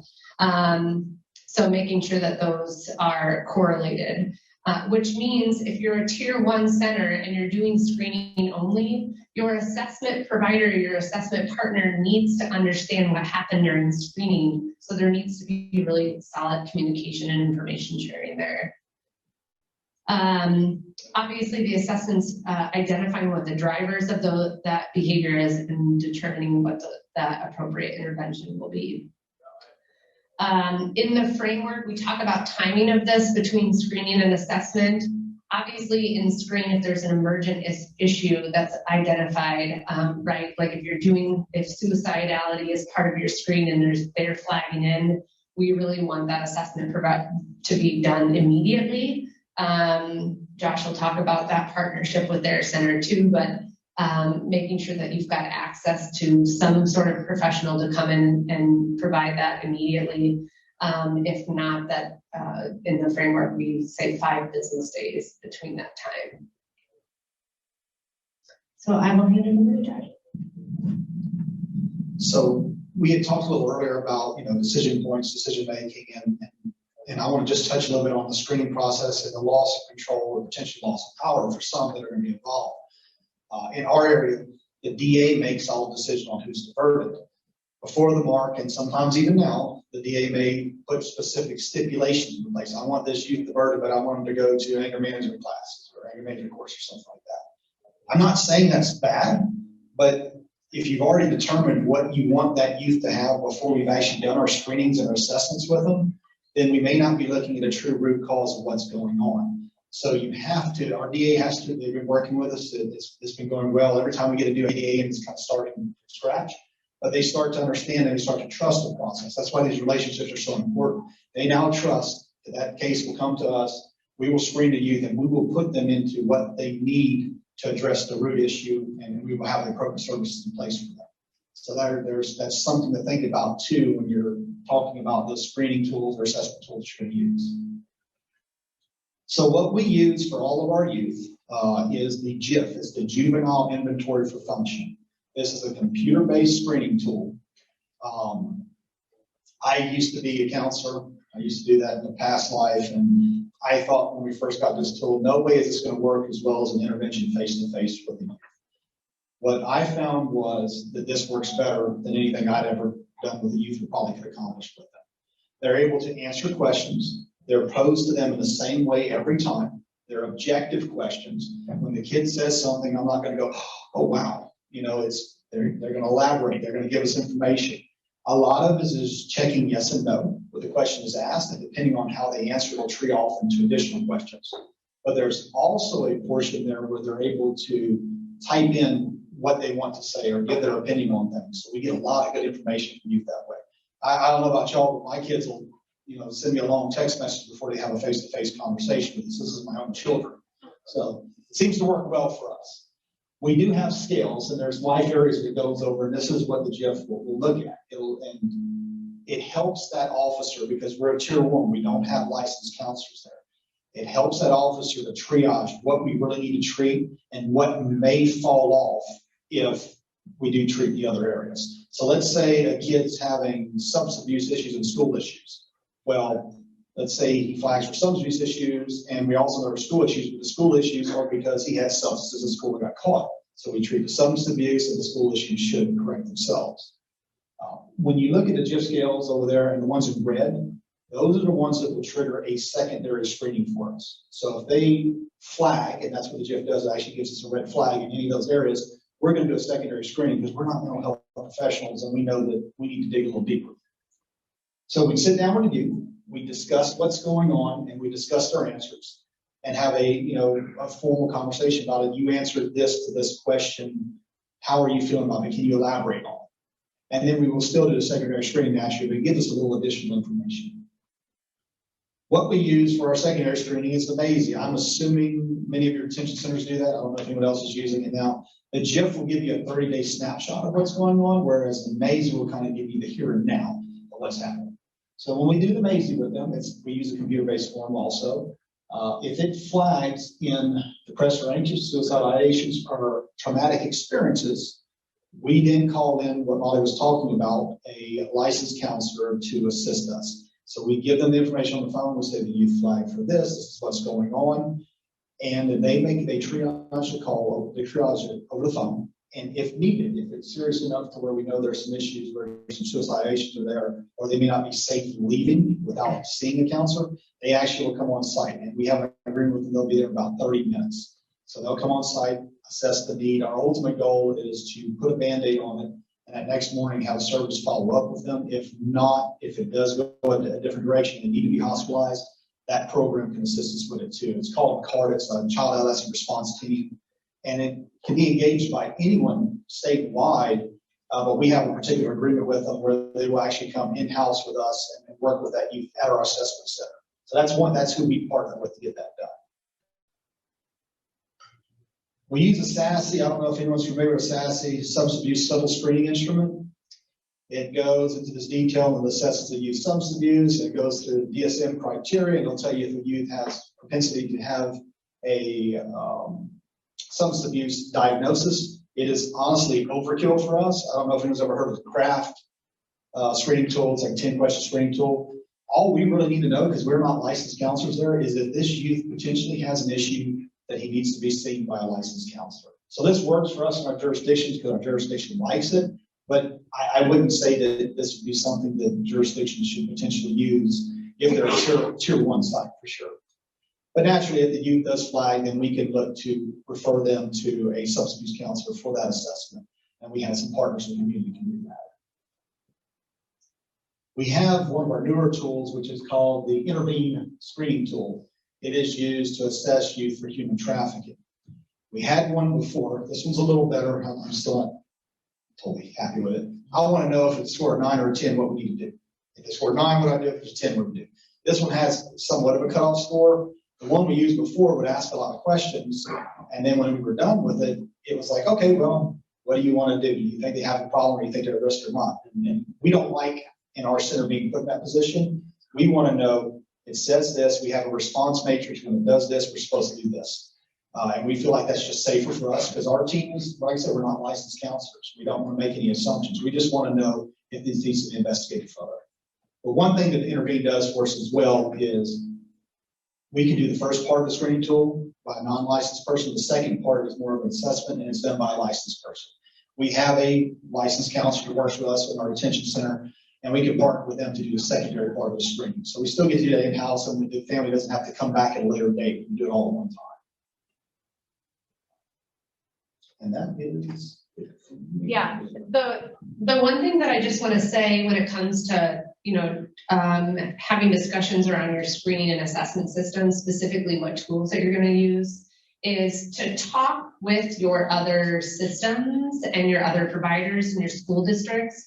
A lot of the times, your providers are using specific screening and assessment tools. Your school districts might be using one. Your juvenile justice department might be using one. For you to introduce a whole nother tool into the community might not be the best thing to do. You might want to use some of the similar tools that other people are using so that you have similar language, you can share results, and people aren't you know, having to get acclimated to a whole new screening and assessment tool process. So when you're doing some of that data mapping, maybe, you know, gathering some of that information on what are you using, and how can we integrate that and part of that into the assessment center so that it's just a smoother process. So, yeah. So just something funny about that. Any counselors in here? Francesca's will of change. We use that in drug court a lot. You know, a kid goes on regular probation and they test positive, and all of a sudden they're wanting to do a probation violation, all this other stuff. We introduced the will of change to our judge, and we're like, we had 3 positive screens, boys in pre-contemplation, and all of a sudden it's okay because everyone's talking the same language and they understand it. So that it works well for us, and what Molly said, that's why we have to change some of these tools. I'm not saying there's not better tools out there by any means, but our jurisdiction already understands and knows these tools, and that's why we've kept them that way.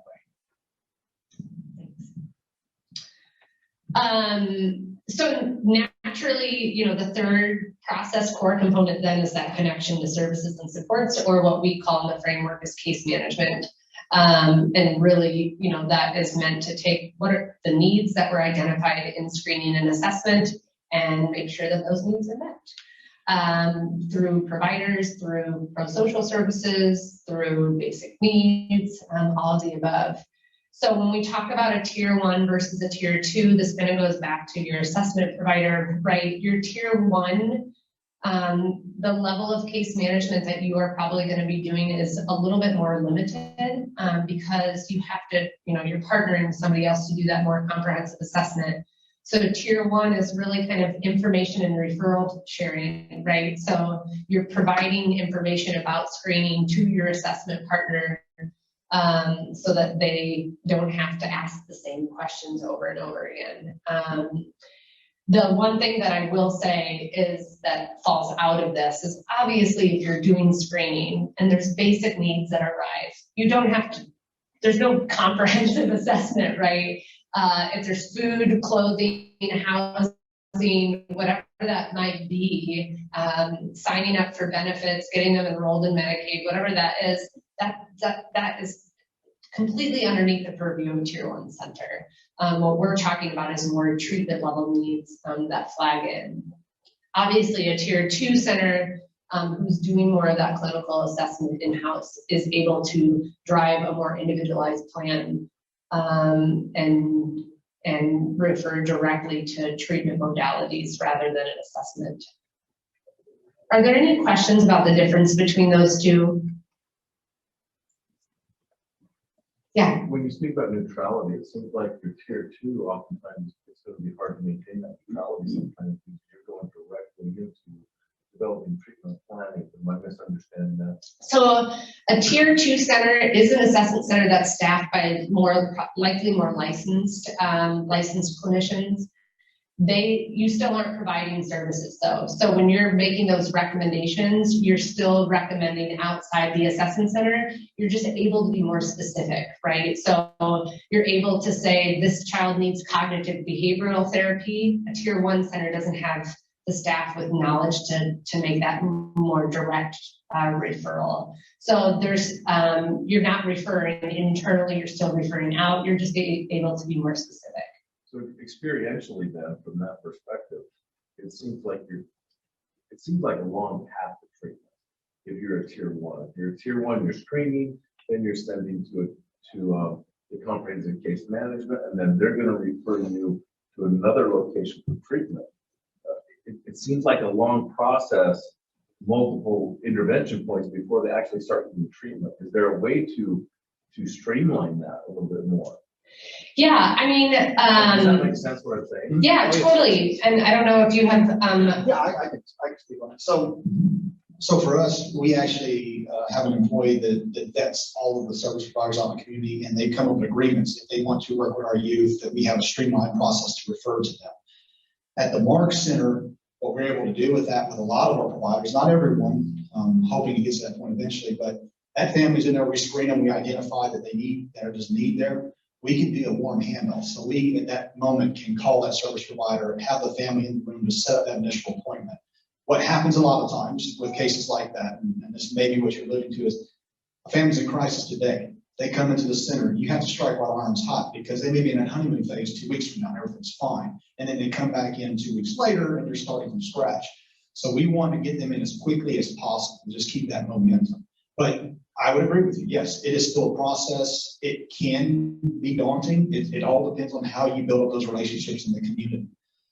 We have expectations, like I said. We want them to be in the services at the minimum. We have a timeline, a week, potentially 2 weeks, like we talked about, out of them getting the services that may be in need if they're backed up.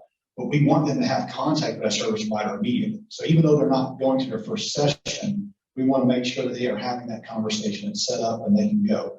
Part of our treatment plans is more so we set them up to where this youth is going to go to Imperial Calcasieu for counseling, let's just say.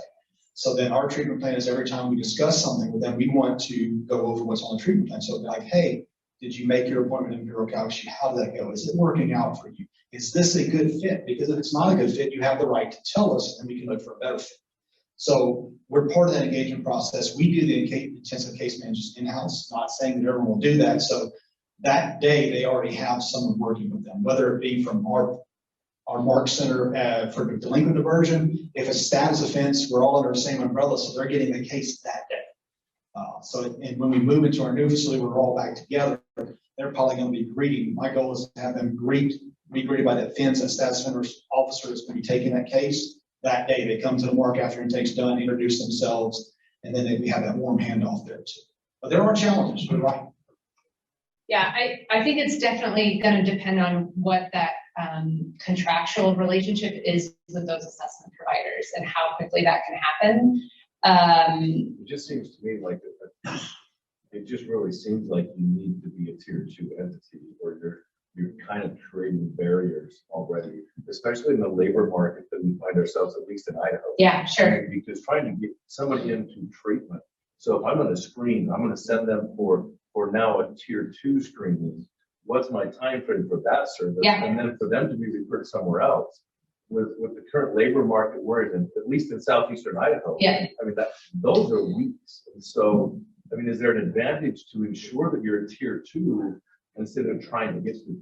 I think that, yeah, no, and you're right.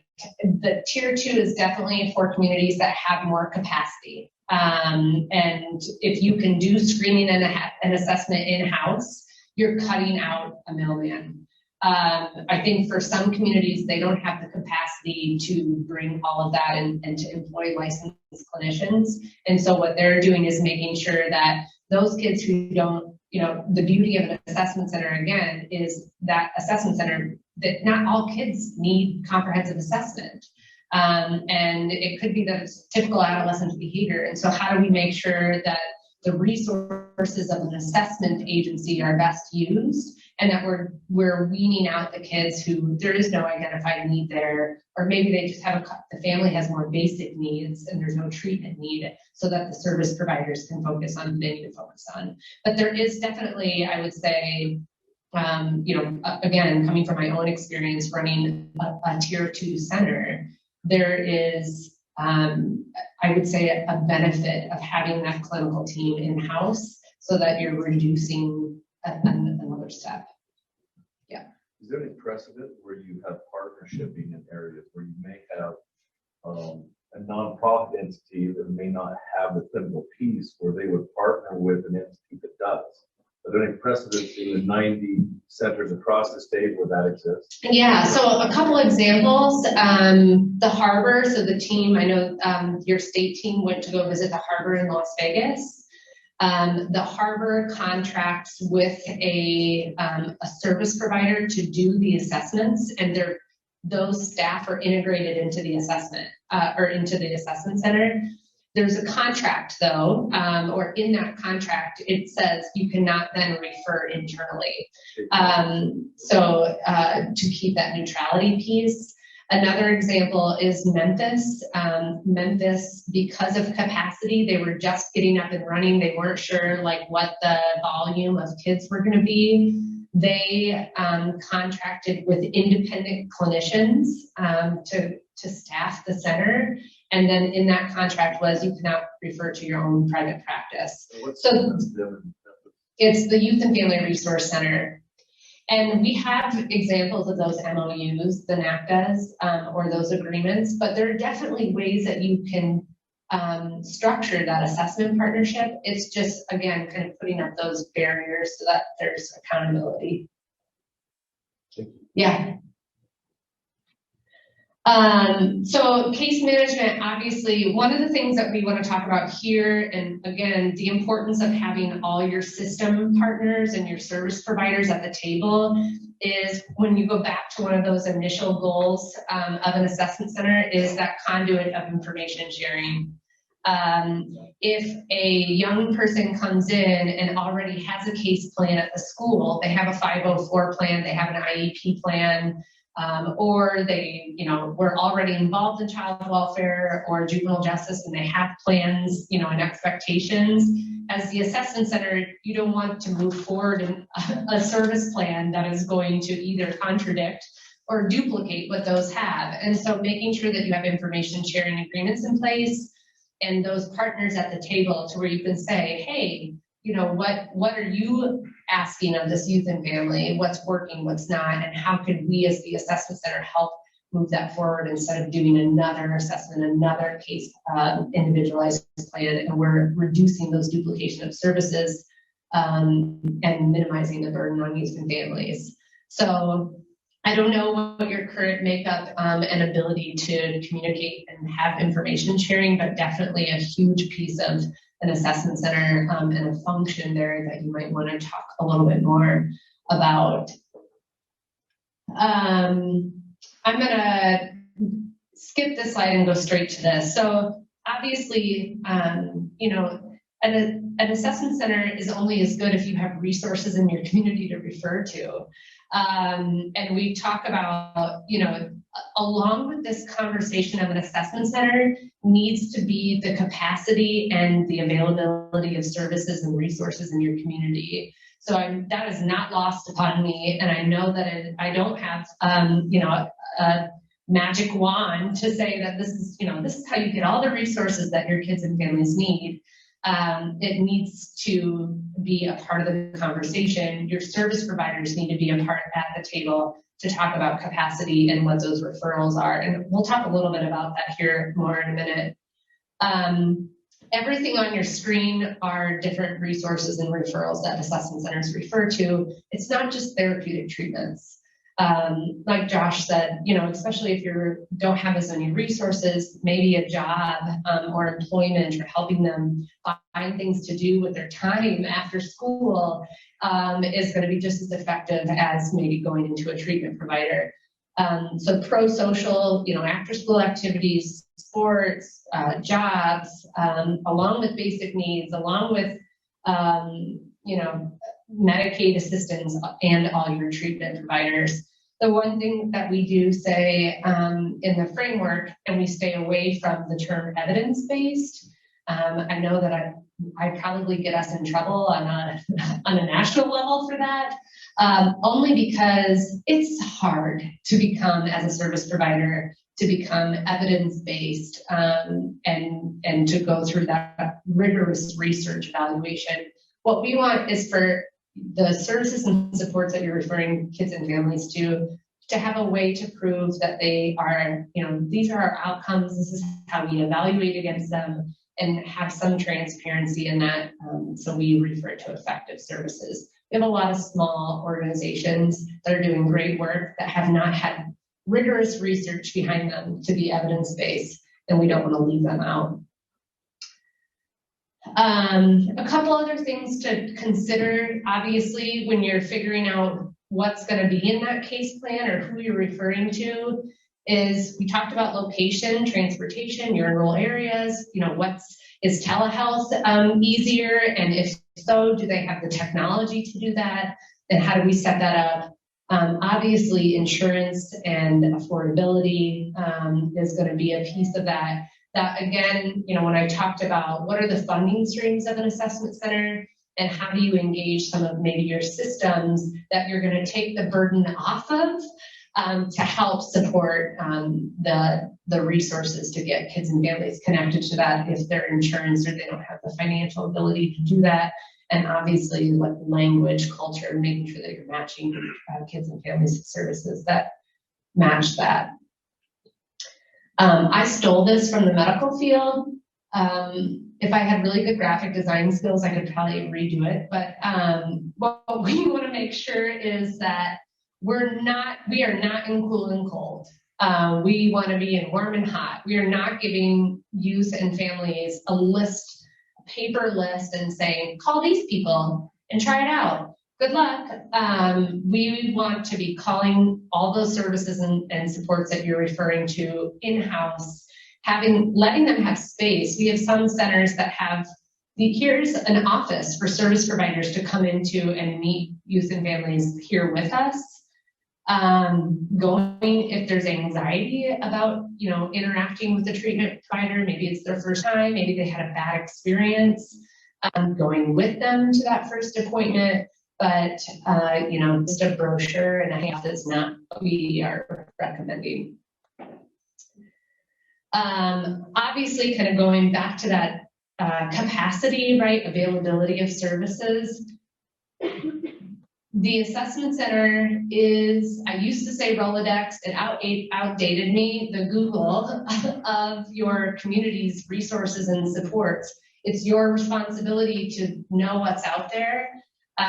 Know if they're the best fit, know what their eligibility criteria is, know at what decision points or kind of level of need that provider is serving. When we ask this question, when we ask these, what are the services and supports in the community and how do youth and families access those? A lot of the times the answer is this, like, it depends. The school counselor has their own tools. The probation officer has their own preferred providers. The parents talk and they say, this one, I didn't like this one, I like this one. So it totally depends on who you're talking to, on where you're getting referred to. And the assessment center is really meant to streamline that, right? And how do we kind of not have it be somebody's own knowledge or toolbox when there might be some other services and supports out there. So I think, really understanding, mapping who those services and supports are, like Josh said, they kind of do a vetting process. At the assessment center in Colorado, we told staff 80% of your time should be doing screening, assessment, and connection to service with youth and families. 20% should be out visiting providers. Getting to know them, going to their offices so that you can tell youth and families when you're, this is what it looks like. And I think, building those relationships with your providers is really important. Inviting them to in-services or staff meetings, holding kind of provider, I don't even call it a fair, but whatever. Yeah, sure. But I think it's your responsibility of an assessment center to know who's out there and to build relationships with those providers so that you can have open communication and really understand what they're doing to get youth and families connected to them. So. All right, I guess a quick moment of honesty. We are a Tier 1 site, but we do have a counselor on site, which is housed under the Mark Center with our detention that they can come for those immediate assessments. And we also have a contract with a psychiatrist, a psychologist, and we have a contract with a medical doctor if there's issues immediately. So we are a Tier 1 site, but if for those urgencies, those cases where we really need someone to come in, we do have that opportunity. And with the waiting list that many have spoke of in this room here, I do think a Tier 2 site is I do think a Tier 2 site is probably a good fit for what these communities are dealing with right now. So case dispositions. We have many opportunities to work with our youth and have different directions that we go with the case once we're done at the Mark Center. We can provide that information to families. Like Molly said, that's not the best way to do it. But if a family comes and says, I don't want to talk to anyone, I just want to know a service is out there for counseling, we can give them that information. Counsel release is something we really don't use anymore. This was something that was, for some people that have been in the field for a long time, you bring a kid in, you're supposed to lecture them, and then you let them go. I don't believe in doing that, even with tobacco charges when they come to us. we want to go through our screening process, because if that youth's coming in and they're in contact with the justice system, we want to make sure they have everything in place so they don't come back into contact with the justice system. The referral and support services, that could be where we're having to sit down with them, talk to them, saying this is a good support for you. There, we give them choices. I always say, like, if I go to my doctor and he says I got to eat healthier and I got to eat celery, if I don't like celery, that's going to be a problem. If he gives me multiple choices of healthy food, I feel like I'm bought in more and I'm part of that decision-making process. We have our pre-court diversion. That's where our cases will primarily stay at the Mark Center for delinquent cases. We do have a program, teen court, that we use. I heard someone talking about another court, I think a youth court, which is probably very similar to that, perhaps. And then, since we do work with all cases that are new, any new case, anyone coming in contact with justice for the first time, this could be a charge that's coming to us where we file a petition, and that's where we support them through expediting that process. The types of services, Molly spoke on those. They're very similar to what we have. We do have some evidence-based, but primarily what we feel like with these light touch youth that are coming in, we have more success with the mentoring opportunities in our community. And we do provide funding to mentoring programs. Hopefully, our goal is for the youth to never get to us at all, but if they do get to us, we can refer back to them. And I think it's important, especially with those light touch youth, that we don't overlook the fact that if a youth comes into the center and let's say there's something weird going on, the parents want a drug screen, because we offer that too. You can come and get a free drug screen and leave. You don't have to tell us results or anything. But if that youth's using marijuana and the behavior's changed in the home, if parents couldn't put their finger on it, they now know. And then they can take that information and potentially monitor that youth better, see where he's going after hours, see who he's hanging out with. So a lot of times, the screening tools that you use at the assessment center can be an intervention for parents to take that information and move forward with it. Sometimes they're depressed, but they just broke up with their girlfriend and the parents had no idea that the youth even had a girlfriend. So it's just having that information. Sometimes they can move forward with it. So as far as our case management, I talked about this a little earlier, for delinquent cases that come to us, we do provide that family support for up to 6 months. They can continue to come back in. We don't have very rigorous supervision with them. I find that the more you watch someone, the more you're going to catch them doing something wrong. And if it's status issues, we necessarily don't want to focus on that much.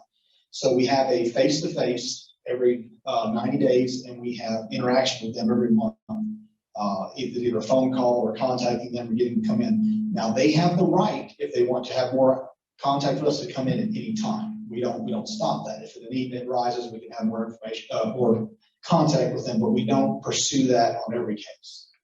Our status defense program, they do the same thing. They can monitor for 6 months. It can go longer if they need to. Our goal is just to make sure they have the supports they need, and we're trying to get them system independent. We don't want to be reliant on the system. So they come to us, we can help them in crisis, time of crisis, but really when they come to us and ask us if they're having a problem, say, have you talked to the service we referred you to yet? What did they tell you last time? What worked for you? So we're really not trying to get them to come to us to solve the problems, but we do want to be there to help, support them if something's not going well. And then, like I said, all new cases that are detention, that may go to detention or be petitioned to court, we do monitor those cases until they go through that formal process and they're given a probation officer. A few years back, I made a suggestion to our group that we would take over the alternative detentions program.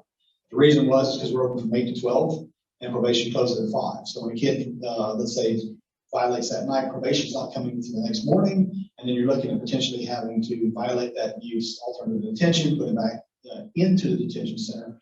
We felt like when that kid leaves at 10:30 at night, we can call grandma and say, hey, grandma, Alice is out again. No, she's in her bedroom. Could you go check? Because it shows she's not in her bedroom. Oh, yes. Can you go find her? They drive around the block. Grandma calls back. I got Alice back. She's back in the house. Nothing happened. We have the ability. I don't know if y'all can do that in y'all's jurisdiction. We have that ability to say, okay, kid's back, no harm. Alice, please stay home. Understand that this continues to happen, maybe violate. We felt like we were going to get more success, and we have got more success from the program and not having to violate. So this is very similar. So I'm going to save some time. I'm not going to really go over this again, how we go through the process of the Mark Center and how those referrals get to us and how they get placed either in our SASA program or with us in the Virgin.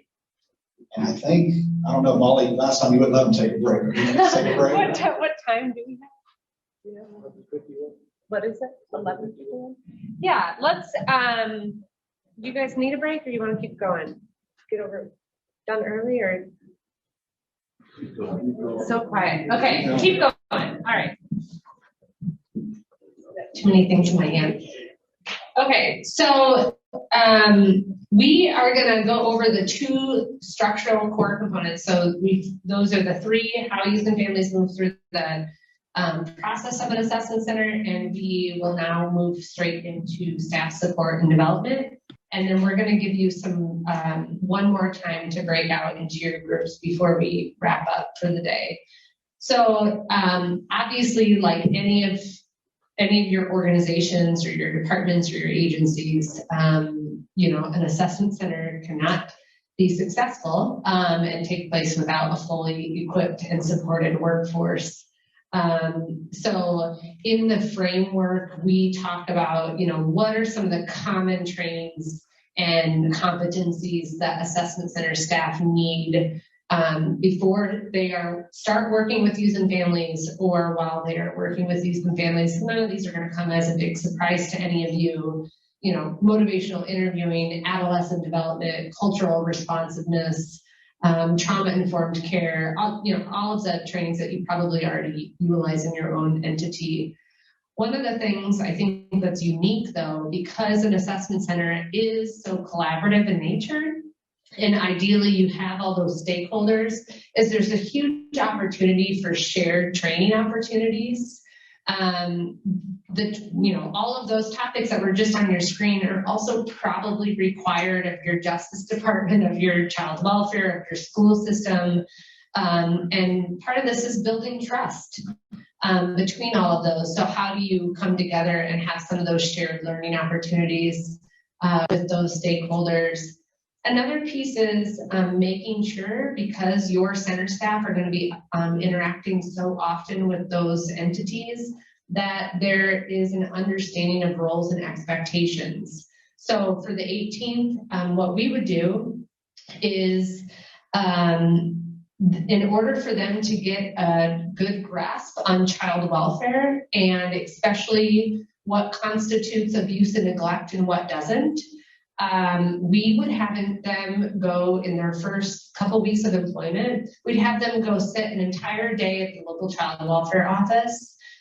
They had what they called red teams, where they would look at the referrals that were coming in, they'd staff them, and then a decision would be made, you know, if they would screen in and out for abuse and neglect concerns. Because staff had a very different perception on what child welfare was supposed to be doing than was reality. And the same thing with the Justice Department, right? Having them sit with probation officers or intake officers to say, what is your process? What's your eligibility criteria, and kind of where does the assessment center fit? So I think that's a really unique function and a way that staff can get that broader knowledge of systems and roles and expectations. Obviously, with many of those trainings that we talk about in the framework, we recognize that a lot of times we send staff and we're like, okay, go to this training, and then, oh, I hope you got it. And so we talk about, you know, implementation science, implementation support for training. Motivational interviewing is a good example for that. You send staff to motivational interviewing. How are you making sure that they're actually putting that into practice with kids and families? And so, you know, sitting in on different assessments, to the same with screening tools, right? We train you on a screening tool, and then do we ever look at those screening tools to see if they're actually, you know, completing them correctly, and the cut scores are right and the responses are the most appropriate? So making sure that that implementation is supported on an ongoing basis. The other thing that we highlight in the framework is an emphasis on supervision. Actually, in May, we are having a training that is for anyone. So even if you decide that you're not going to pursue the assessment center framework after this, you can still sign up, but it's on trauma-informed supervision and recognizing secondary traumatic stress in your staff and in you as a supervisor, and how to best support staff in that. And so, you know, we talk about there's 9 trauma-informed supervision competencies that were developed by the National Center for the National Child Traumatic Stress Network, NCTSN, and they're actually doing the training for us, but really try to support not only your line level staff, but how do you support your supervisors? A lot of the times it's like, oh, you were promoted. Hope you have supervisory skills. So really trying to emphasize that support as well. The other thing that we want to look at, this is another, you know, kind of quality assurance piece for assessment centers, is how are we looking at the outcomes of youth and families as it relates to individual staff.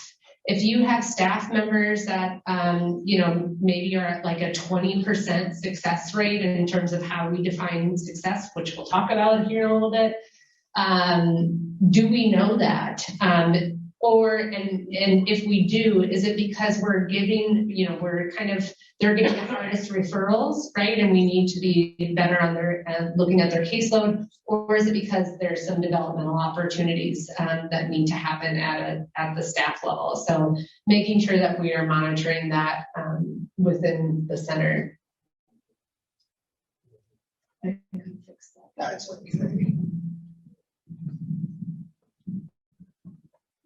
All right, just to go over, you know, when you're looking at staff support, just to give you a little understanding of how we work, particularly with the scheduling, because that's going to probably be something that comes into play with any of the organizations here that are looking to set up an assessment center. We work on a 3-week rotation. Our officers work 4-10 schedules. So they don't actually have a lunch break. They cannot leave for lunch.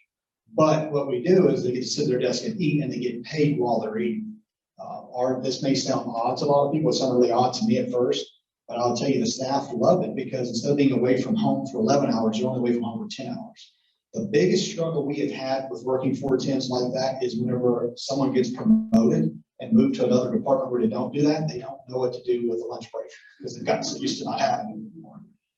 In fact, they actually ask, can we just not take lunch when they early? And you just can't do that, unfortunately. So there's 2 different shifts. One shift comes in at 8 a.m. in the morning, and they work till 6 p.m. at night. The other shift comes in at 2 p.m. in the afternoon and works till 12 a.m. at night. We do not have morning and evening shifts. Each officer will work 2 morning shifts and then the 2 evening shifts each week. And at the end of the 3-week rotation, their last day, they'll come in and work 2 p.m. to 12 a.m. at night, and then they're off for 5 days in a row. This is some intensive work that they're doing. It's very stressful. You never know what you're coming into day from day. With this type of referrals coming in, you can have no one coming to your center one day, and the next day you can have 10 families come in at the same time. It can happen, and you have to be prepared for that with your staff. So we felt like building that in for them would give them that time to decompress. It's like having a 5-day vacation at the end of each 3-week rotation of the work. And then they would return naturally at the end of 5 days off, Wednesday at 8 a.m. in the morning, work from 8 to 6 p.m. at night. They like it. They like it. It works out well for them. So a lot of what Molly discussed as far as what we need for training for our staff for them to be successful is integrated into these things we do. One particularly that I'll go over a little bit is that Reimagine Juvenile Justice. This is something that I'm actually one of the trainers for in our site. It is put together, it's a leadership-based track that brings all the stakeholders in the same room, the exact same stakeholders that you would need to have in a room for an assessment center. And it teaches them how to work together, how to collaborate, how to do, you know, these meetings where we're sharing power. It also is infused, every one of the components is infused with positive youth development and race equity. So it's making sure we're very intentional about those things and everything we do. And it works well. And like I said, whenever they're done, I now know someone at your agency that if I need to know some information, I can call. This is someone I trust because I was in there together. And we get to understand what each other brings to the table. And we get to understand that child protection really does do a lot of things that we don't know about.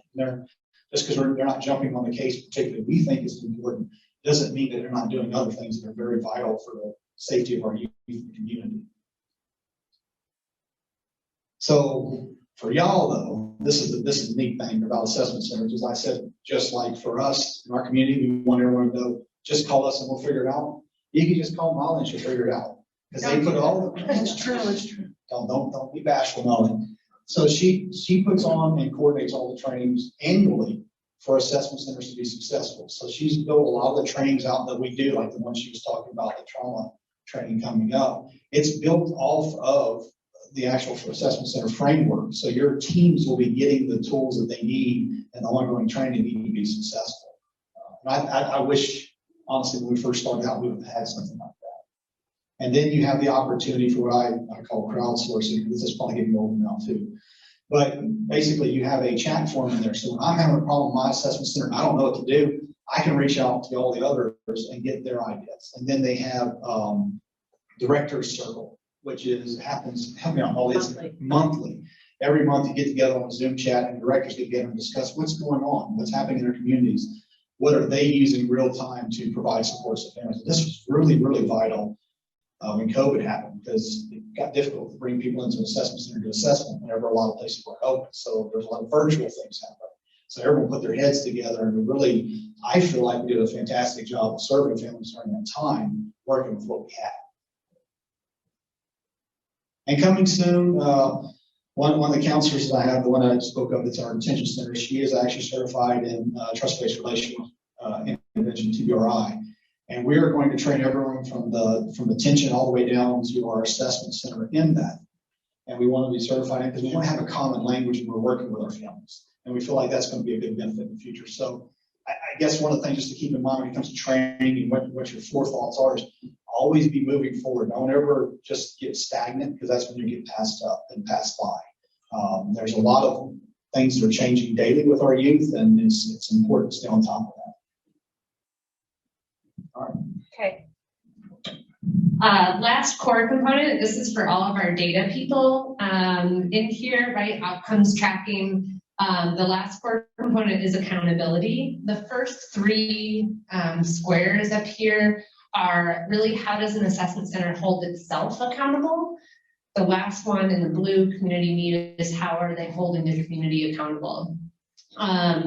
So a lot of this is kind of structural to an assessment center. Information sharing, we already talked about this a little bit, but your center is really going to need to figure out who are those stakeholders that you are going to need to share information so that we are reducing duplication of screening, assessment, and service expectations for kids and families. So I already know I talked a lot about that, but really important in the structure of an assessment center.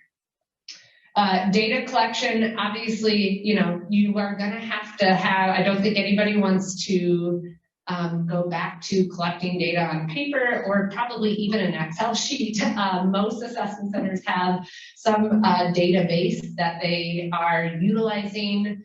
I know at our center, we used Civicor. Some other centers, including Josh's, uses one that's called Tyler.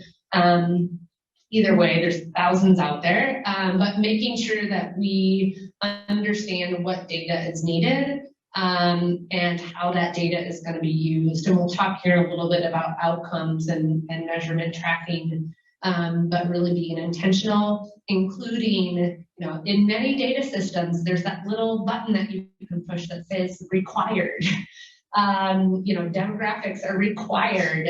This is required so that you're making sure that you are collecting that on a consistent basis and can analyze that easily. The one thing, and I used this example the other day or yesterday, is when I started my career, it was in a community action agency in Illinois. And we were running transitional housing for homeless youth families and single women. And the case managers, we were talking about, hey, I really need this data. I really need this from you. And finally, at a staff meeting, I brought in like the logic models that we had to submit to funders and like the reports that we were submitting. And they were, trying to get them to understand what are those long-term outcomes that their work is contributing to. And they were like, oh, we had no idea that, we knew that we were doing good, obviously trying to keep people from being homeless, but we didn't know that these were some of the kind of overarching goals that we were working for, and really trying to share some of that and create value within all staff within an assessment center. Probably the biggest one here under accountability is your outcomes. What is the purpose of an assessment center? And how do we know that it's successful? This is super busy on your screen. This is also, if you want to download the assessment center framework and just go to the very last page, this is what you will see. This is a traditional logic model, right? A traditional way for governments and nonprofits to say, this is what we're doing, which is outputs, and these are our outcomes. The NAC developed this as a resource for all of you. We have short-term outcomes, medium-term outcomes, medium meaning like during case management, and then long-term outcomes, which are intended to be about a year from that first contact with the assessment center. But, I would really encourage you, and I know in the solicitation, one of the questions are, looking at these, how do you intend to track some of these outcomes? And this is really when you're going back to your communities and you're talking about an assessment center, this is what you can use to say, this is what we're trying to achieve. These are the long-term ones on there, so I kind of just focused on one area. But the first two, when we talk about what's the long-term impact of an assessment center, we want young people and their families to be more connected to community. That's what these first two talk about, is that, youth are reporting, caregivers are reporting that they're more connected to community supports as a result of the assessment center's referral and connection process. The third and fourth bullets here speak to justice and system involvement. Are we keeping kids out of the system? Or are we preventing them from going back into the system, right? And so you'll see the JJ and the CW, that means juvenile justice and child welfare domains. Do they have new contact with the justice system? The prevention domain, are they not coming into contact with the justice or child welfare system? The second to last one, communities have a streamlined access to appropriate and effective services. This is going back to making sure that that single point of contact is getting kids and families connected. And then that last one I'm going to touch on here in a minute, but it's that communities demonstrate that they are ready and prepared to serve young people and families based off of needs and gaps identified by the center. What that speaks to is because you are that community collaborative hub, you have a unique position to say, we're seeing a bunch of kids come through the center with these needs, and we don't have anybody in the community that's meeting them. This goes back again to a benefit of neutrality, right? If you are saying that and you don't have really any stake in the game except for meeting youth and kids and families' needs, you're not providing services, but you're saying we need these services. We're not saying this service provider should be the one who provided them. We're just saying we're struggling to meet the needs of these young people and their families. That advocacy piece is really important. And if you have the right people at the table, not enough, you can really be the voice and the advocate for additional resources, new resources and supports within your local communities. This is just a measurement framework. It looks really messy on the screen, but it's basically, as you're planning out your assessment center, taking the outcomes that are in the framework and really working backwards. Okay, so we want to track that youth report increased connection to their community. What's the indicator going to be?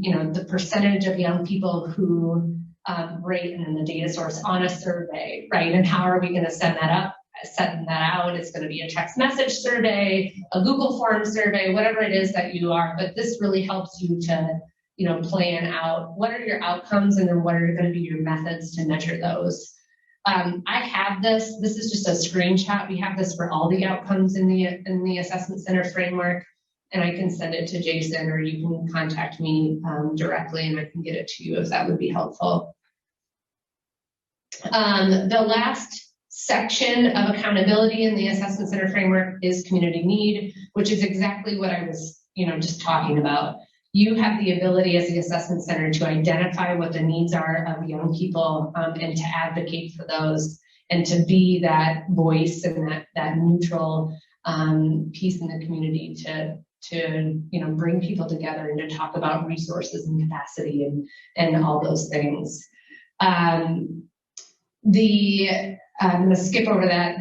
The one thing that I want to talk about in here is this accountability piece to the community. Not only is, do we have the services and supports to actually meet the needs of kids and families, but to providers.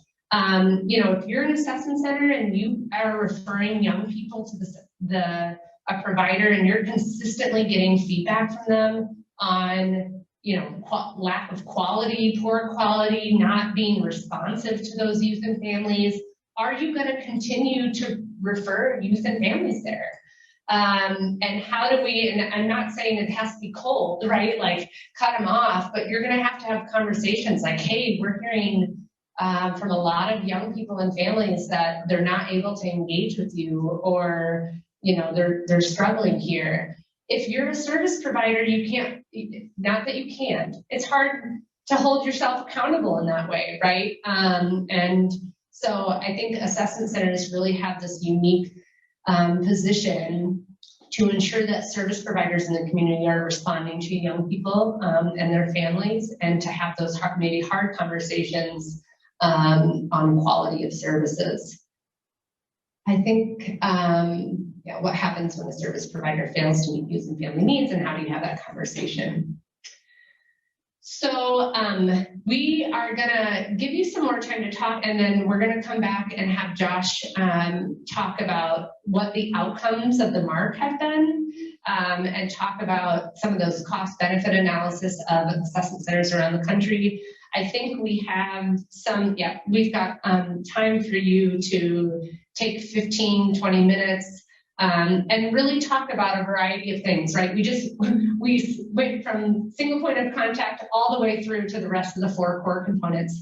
So talk about, do you think, just like we were talking about, is it better to be a tier 1 or tier 2? What makes sense for our community? What are the assessment tools that are already being done? Do we fully know, or has there been an effort to map out what the services and supports are and what's out there? What are information sharing agreements that need to be put in place? And if there are outcomes that are not in that logic model, or things that you want to track in addition to that, what might that look like for you? You can add to that logic model all you want. We just want you to refrain from removing outcomes so that we can speak to collective impact across the country. So we will come back then at 12:30 and just really wrap up, go over some of those long-term outcomes and answer any questions. So, go ahead.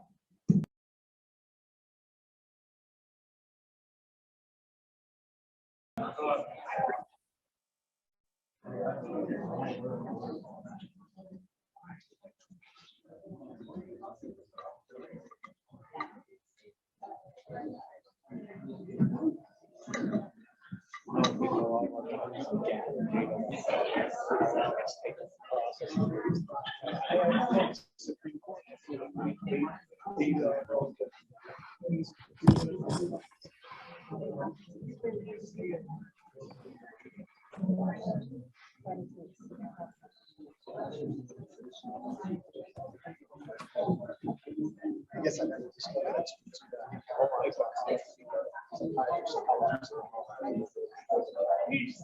Sorry. But we're still tier 1. Yeah. But we could merge the call it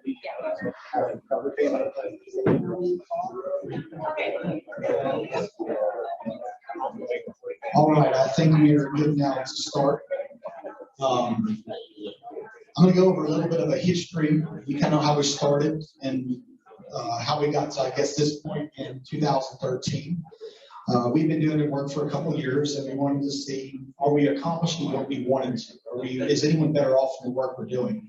So we partnered with the Vera Foundation to do an outcome study. And what their study found is that our case processing times overall has decreased from 17 days to 3.9 days. Our chances for reoffense review went from 26% to 12%. And we had talked about this a little earlier, and it's very important, net widening. When you open up the doors to a center and say, bring everyone to me, there's a chance of net widening. And you don't want more youth to be in the system or be system involved from that action. So we were very pleased when their report showed that our stats referrals actually increased 5-fold from when we opened our doors. Well, like all good things, sometimes they come to an end. And in 2014, we hit a wall. Our director at the time had moved into parish administration to become the assistant parish administrator. We had a new director in, and we had a judge that decided to go a different direction. She felt that our detention screening instrument was not valid. We had Vera do an outcome study on that too, so I guess that was our own fault. But what Vera was saying was we were being too rigid with who we were booking in. But since it didn't have the outcome that she felt it should, it was suspended. What that meant now is that youth that were presented to us by law enforcement that they potentially wanted to detain, we didn't really have the option to turn them away. It got pretty tough for a while. Our detention placements increased by 30%. Petitions for overall new youth coming in increased by 34%, and our delinquent diversions decreased by 24%. We were doing a lot of risk assessment instruments back in 2014, and we didn't really know what to do. So we just started talking to law enforcement about some things, and we realized that they had a tool that we could use to keep them from being presented to detention. Law enforcement has discretion. They get to choose what happens when they come in interaction with the youth, whether they charge or do not charge, whether they seek detainment or do not seek detainment. So we had some conversations with them, and one of the conversations stemmed shamefully from, it wasn't our idea originally, but we had a resource officer that had a youth that had done a minor charge, and we were disclosing with them, you have the discretion to choose what you want to do with this charge. However, if you bring him to us, this youth could be detained. Well, an hour went by, 2 hours went by, and I reached out to the staff and I said, hey, what happened to that youth coming in? So they called the officer back, and he's like, hell no, I'm not bringing a kid in. He should not be in detention. And we're like, well, if he feels that way, I wonder if other officers feel that way. And from that conversation and talking to them, that's what we were able to do to keep some of these youth out of our detention center.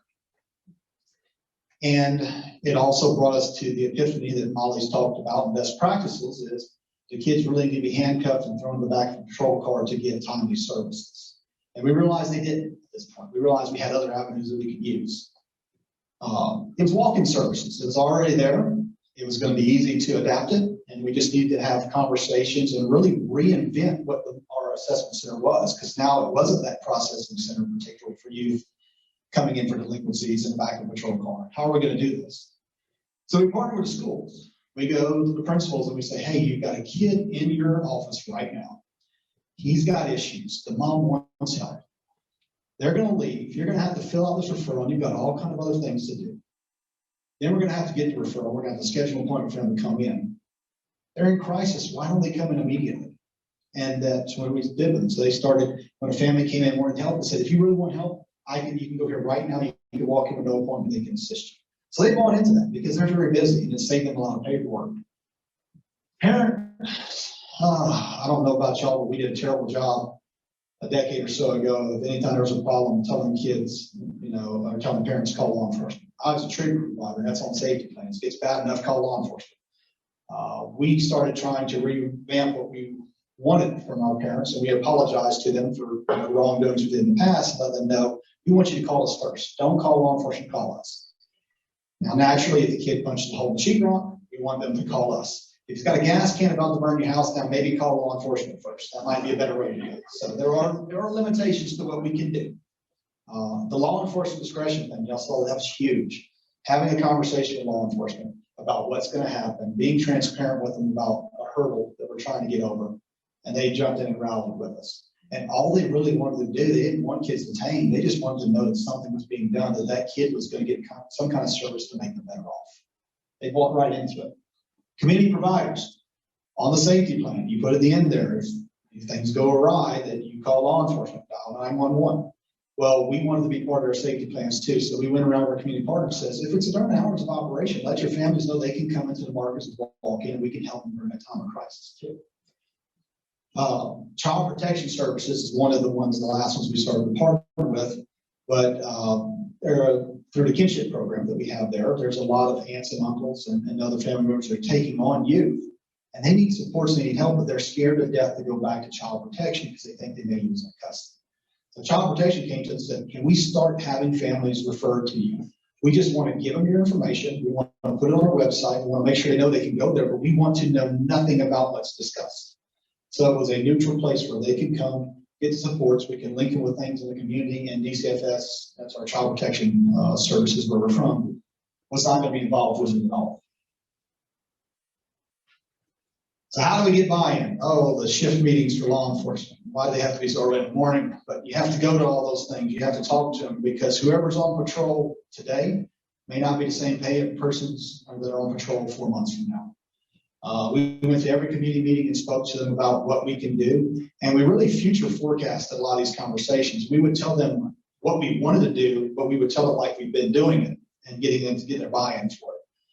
We would go to the school principals meeting, go that every year. And thanks to Molly, we have a renewed relationship with our school system now. And I'm going to meetings right now. Let's say we have some scheduled for the next 3 weeks. We're meeting on issues that they're facing in the schools and seeing how we can work together as a community to address those.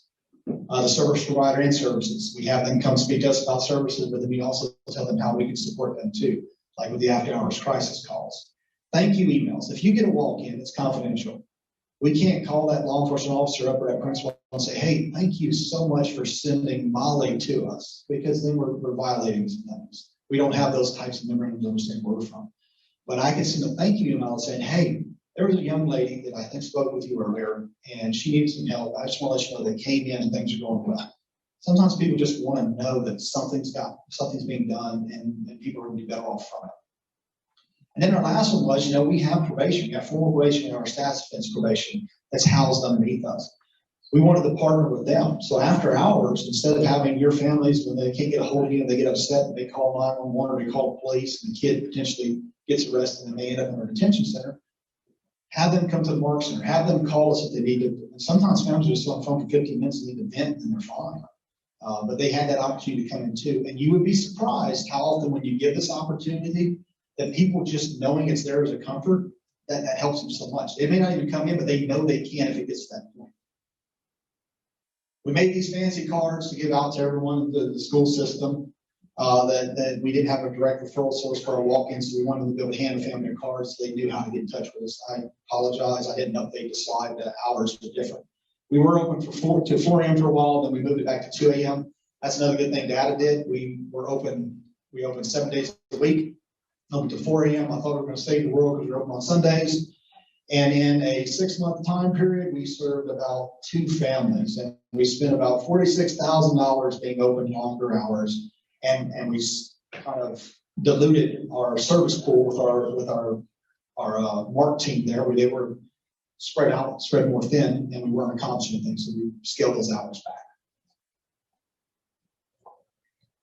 So I guess the lesson for us is when we started this partnership with them and we went back to everyone transparently and told them the things that we were dealing with and trying to move forward, when we partnered with everyone, but when we particularly partnered with families and made them have the opportunity to get these services independent of the system and to do the walk-ins and encouraging that, we found that we did have some success and we were potentially helping our families and our youth to be more happy, healthy, and successful. A very big lesson learned for us, and this is not to hurt anyone's feelings and this is not to take power away from anyone, but without a formal referral on any youth, even if you don't have an assessment center, without a formal referral or them being a referral with a status referral, a youth can never be placed in detention, can't be petitioned to court, cannot be placed on probation, and if they're already in the system, they can't go deep. It just can't happen without that law enforcement initiated police report. I know there's probably some odd things that can happen, but basically law enforcement is the drivers that they're the first point of contact to decide what happens with a lot of these delinquency cases. So we talked about the assessment centers being a process, right? Molly's talked about that and did a very good job. It's a philosophy too. So what we were able to do in our community once this started working is the DA's office actually set up an early intervention program. They work with youth at younger ages with very low level issues through the school system. And if they're not successful, then they can refer to our status offender program. It was another layer put in place to keep youth out of the system altogether. Choices case management. This is something that came out of the revamping of our Medicaid. It's an intensive case management service that mirrors a lot of what our status offender program can do. So for walk-ins that needed additional case management support, we can refer to them, making another layer of keeping youth out of our status offender program. School system reached out to us in 2016 and wanted to know what we were doing for a diversion program, and they asked, why can't we do it? And I said, I don't know why you can't. So they set up a school-based diversion program, and what happens with that is a kid where gets caught with drugs, or if they have some kind of simple battery or something that's handled in-house in the school, they would normally end up going to alternative school. Well, if they go through their program there, go through counseling sessions, they have the opportunity to stay in their school. They don't have to go to alternative school. And if for some reason that would become an office report that law enforcement created and it gets the DA's office, when the DA's office sends us, we can let them know, hey, they went through this diversion program in school, and the DA will dismiss the charge. We had some terrible problems with elementary truancy. And we worked with the school system to identify getting the kids into a service. We put it at, give us the referrals at 7 days so we can work with the families early on. And they said, you cannot handle that. And at the time, I didn't really know if we could or not, but my theory was, well, you're not getting to us at 7 days, you're getting to us at 40 days. So we're still working with the same amount of youth, except we have way less options. We missed 40 days of school. So we partnered with them, we did that, and they were able to give us data. In 2017, truancy was down 26% for elementary youth missing more than 10 days, just through having conversations and earlier interventions. We do have a shelter care. So if we have youth that really can't go home and they need respite and they don't meet the eligibility for detention, we can place youth there. But that used to almost be like just a free-for-all. So we had a kid on probation. Parents called in and say there's issues going on. The probation officer was about to get off. Preventatively, they put in a referral for our shelter care, and then they would just call us up and be placed there. But we decided it's just as traumatic to be placed in the shelter. Why do that if we don't have to do that? So we made it to where if a family had a crisis after hours and they were looking for some kind of shelter respite, they needed to come to the MARC first, and we needed to exhaust every other opportunity before we placed them in the shelter. And it decreased our shelter placements significantly. In fact, we are running right now since the hurricane in 2020 without shelter care. And the only thing that is really hurting us on right now is domestic cases, because we need that shelter care to be able to put them there for a respite. Because it's very difficult to send domestic back home if they just punch their mother in the face or something's happened like that. We need to keep them separated for a while. So that's a challenge. And then the last one I talked about was child and family partnership with child protection that we started in 2019, and that's going well so far.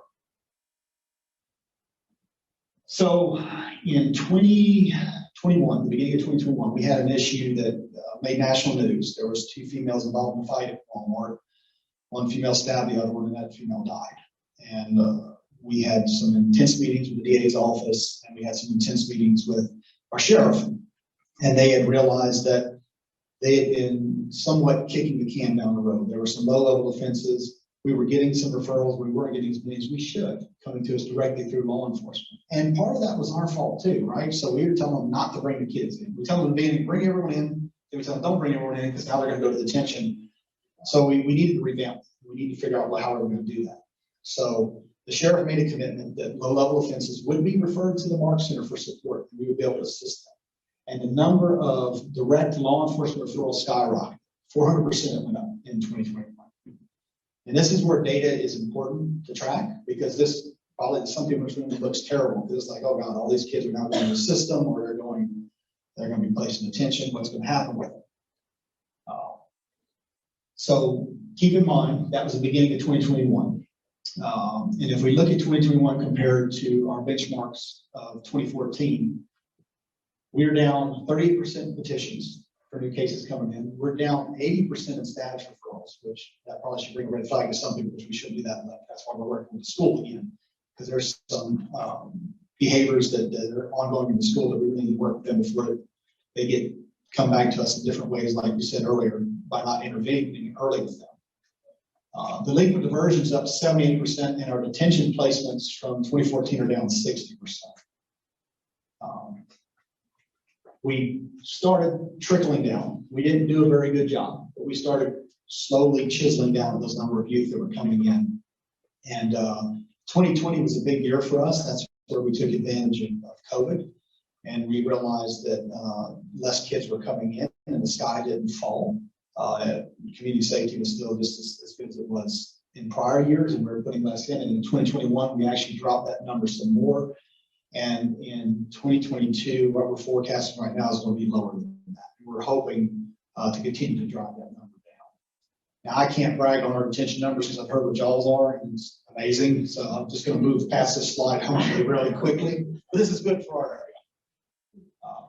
So just so you know, this is a very busy slide, but we look at this data every Tuesday in our management team meeting. And one of the most important things that gets on here, and it's not going to work. I'm so excited to use the red dot. But this officer discretion right here, these are officers deciding for kids not to be even pursued for detention. That number was 206 in 2021. And in our Form A screen outs, that's what we were talking about. That's the first part of our detention screening instrument, where we have the ability for all the misdemeanors to come directly to our center and then they're not placed in detention. The Form B is much less.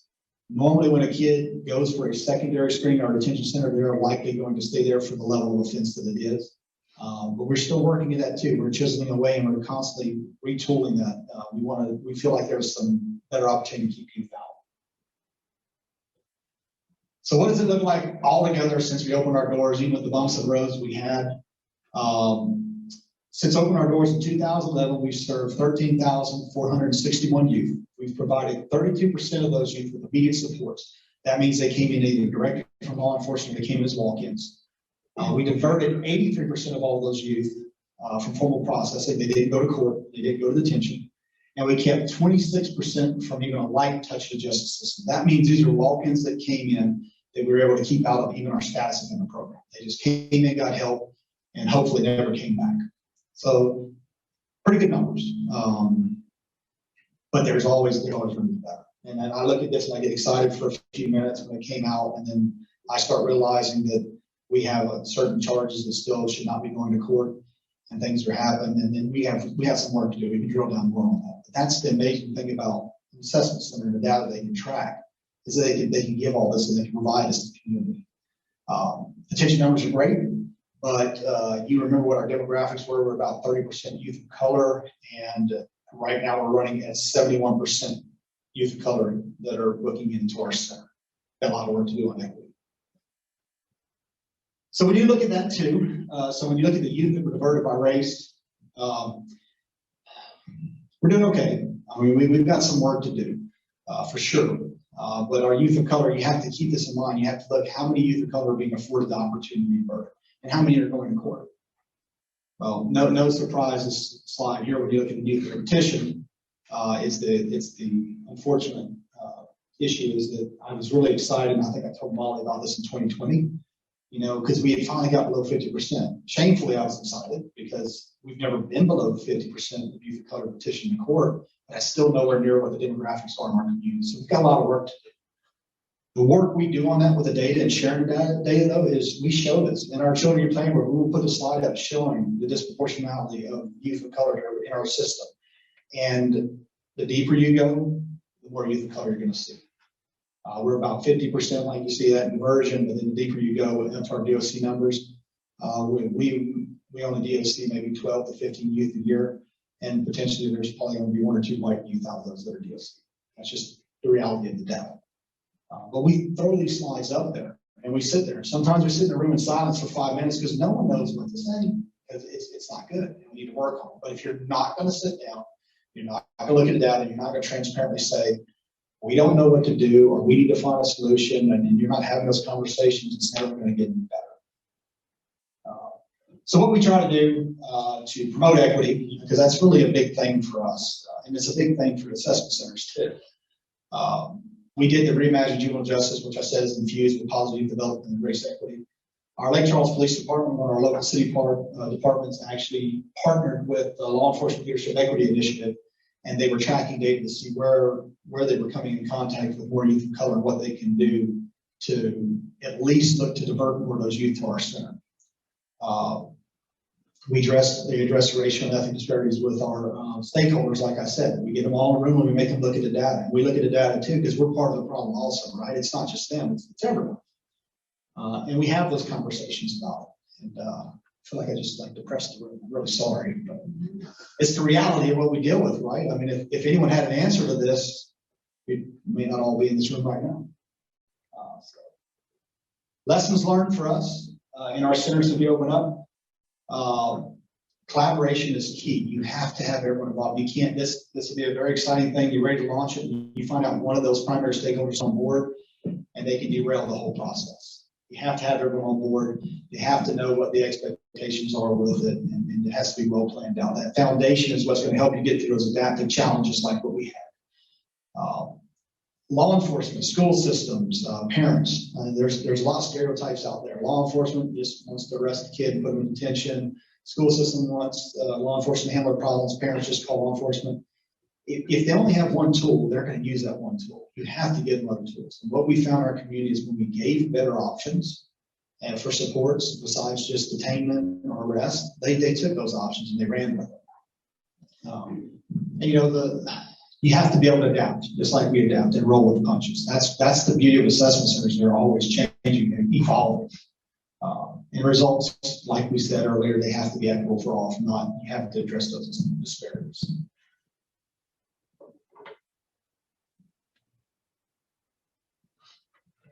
This one, yeah.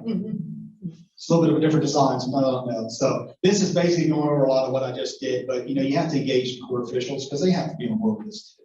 Everyone's going to need to be on board. Law enforcement for us, I'm not going to say for your community is the primary, but that's our primary support. That's our bread and butter to make our center work well. Go ahead. You got it? All right, I'm done, and I'm sorry I really depressed everybody. I don't want to cheer you up right now. Yeah, so just a couple other, I promised that I would show you some of the cost benefit analysis that I've done. Two primary communities that have done that recently is Omaha, Nebraska, which is up here on your screen, and Miami-Dade, which is obviously a huge community. So let me just warn you before I go to the next slide. Omaha Assessment Center diverts a little over 1,200 youth a year, and after their cost benefit analysis is saving a little over $1,400 per youth, and saving just under $2 million per year in the number of youth that they're diverting. Miami is over $20 million per year in the number of youth that they're diverting and the money that they're saving from them not being in the justice system. Again, a huge center, a huge operation down there, but still worth noting in terms of money saved. You know, the one thing, and we throw up all these data slides, we talk about data, we talk about outcomes. I think a really important thing just to leave you on is we want to know how youth and families are perceiving this, right, and what their actual qualitative feedback is. This is a screenshot from, or a graphic from the 18th in Colorado. We really push centers to get youth and family feedback at a variety of different decision points within the process. This is right after screening and assessment. And, you know, thank you for truly listening to me and honestly letting me vent. Thank you for being nice and listening to what I had to say. I felt like they listened to me and I really got their trust and they got mine. I'm really looking forward to talking to her again. These are all comments from youth, which I think are many times just as important as the data. So with that, Josh and I's email addresses are up here on your screen. You can get a lot of these resources on the NAC website, which is also up here. I have to do shameless plugs for social media only because I'm in charge of it and I hate it. But, you know, somebody's got to look at what I do. So, we're on all these different, and a lot of the times we'll announce events and things like that, trainings on social media. So please feel free to follow us there. So with that, I'll leave this up here on the screen if you need it. And I think Jason's coming up to make a few other comments. And if anybody has any lingering questions, please feel free to come up and ask us. Representative, do you want to make some closing comments? Oh, sure, I'll do that. You know, I'm really happy to see all of you in this room today. A lot of people call me an optimistic, impatient optimist. And what that means, I always take that as a compliment because it means I'm in a hurry to get to the end really quick to outcomes, you know, and I focus on outcomes for you. And this process that you've learned today and seen is the step towards that. And all of you in this room and the work you're putting in these small conversations are going to lead to that process. I'm looking forward to probably 2-3 years down the line, hearing some of the, seeing some reports on the outcomes, and maybe even seeing some of you presenting at conferences and things in Idaho and other places about the great work where you started right here in a room like this, and then you got support from the state, and you got all the people that are caring about this outcomes. And I know we're going to see that data because if you pay attention and you think like that, you're gonna see it and you're gonna achieve these things. It may be hard, but it's worth the journey because those kids, and you know, all of you know, because you wouldn't be in this room without that, those kids are going to thank you someday. They're not going to realize that all this hard work went on behind the scenes to make it happen. So I thank each and every one of you for taking the time and energy in your daily lives to try to make a difference in the state of Idaho. And I'll pledge to do my part, what I can to support you. And there's just so many great people around that work for the state and work in local levels that all want to see these great things for kids. So thank you, and thanks for allowing me to be an impatient optimist. I appreciate it. Since we have about 30 seconds and I don't want to be accused of holding you late, my shameless plug, always was for social media. Mine will be, if this makes some sense, then let's partner. There's a lot of innovative work that's come from the side of the state with the detention and clinician programs, right? With the dual status stuff that's going on at D6 that's hopefully going to be replicated across the state. Let's add adult crisis centers. I just learned this morning. Let's add these assessment centers and the adolescent crisis centers to things that have come out of this district and this side of the state. So thank you all. I appreciate your time and your attendance.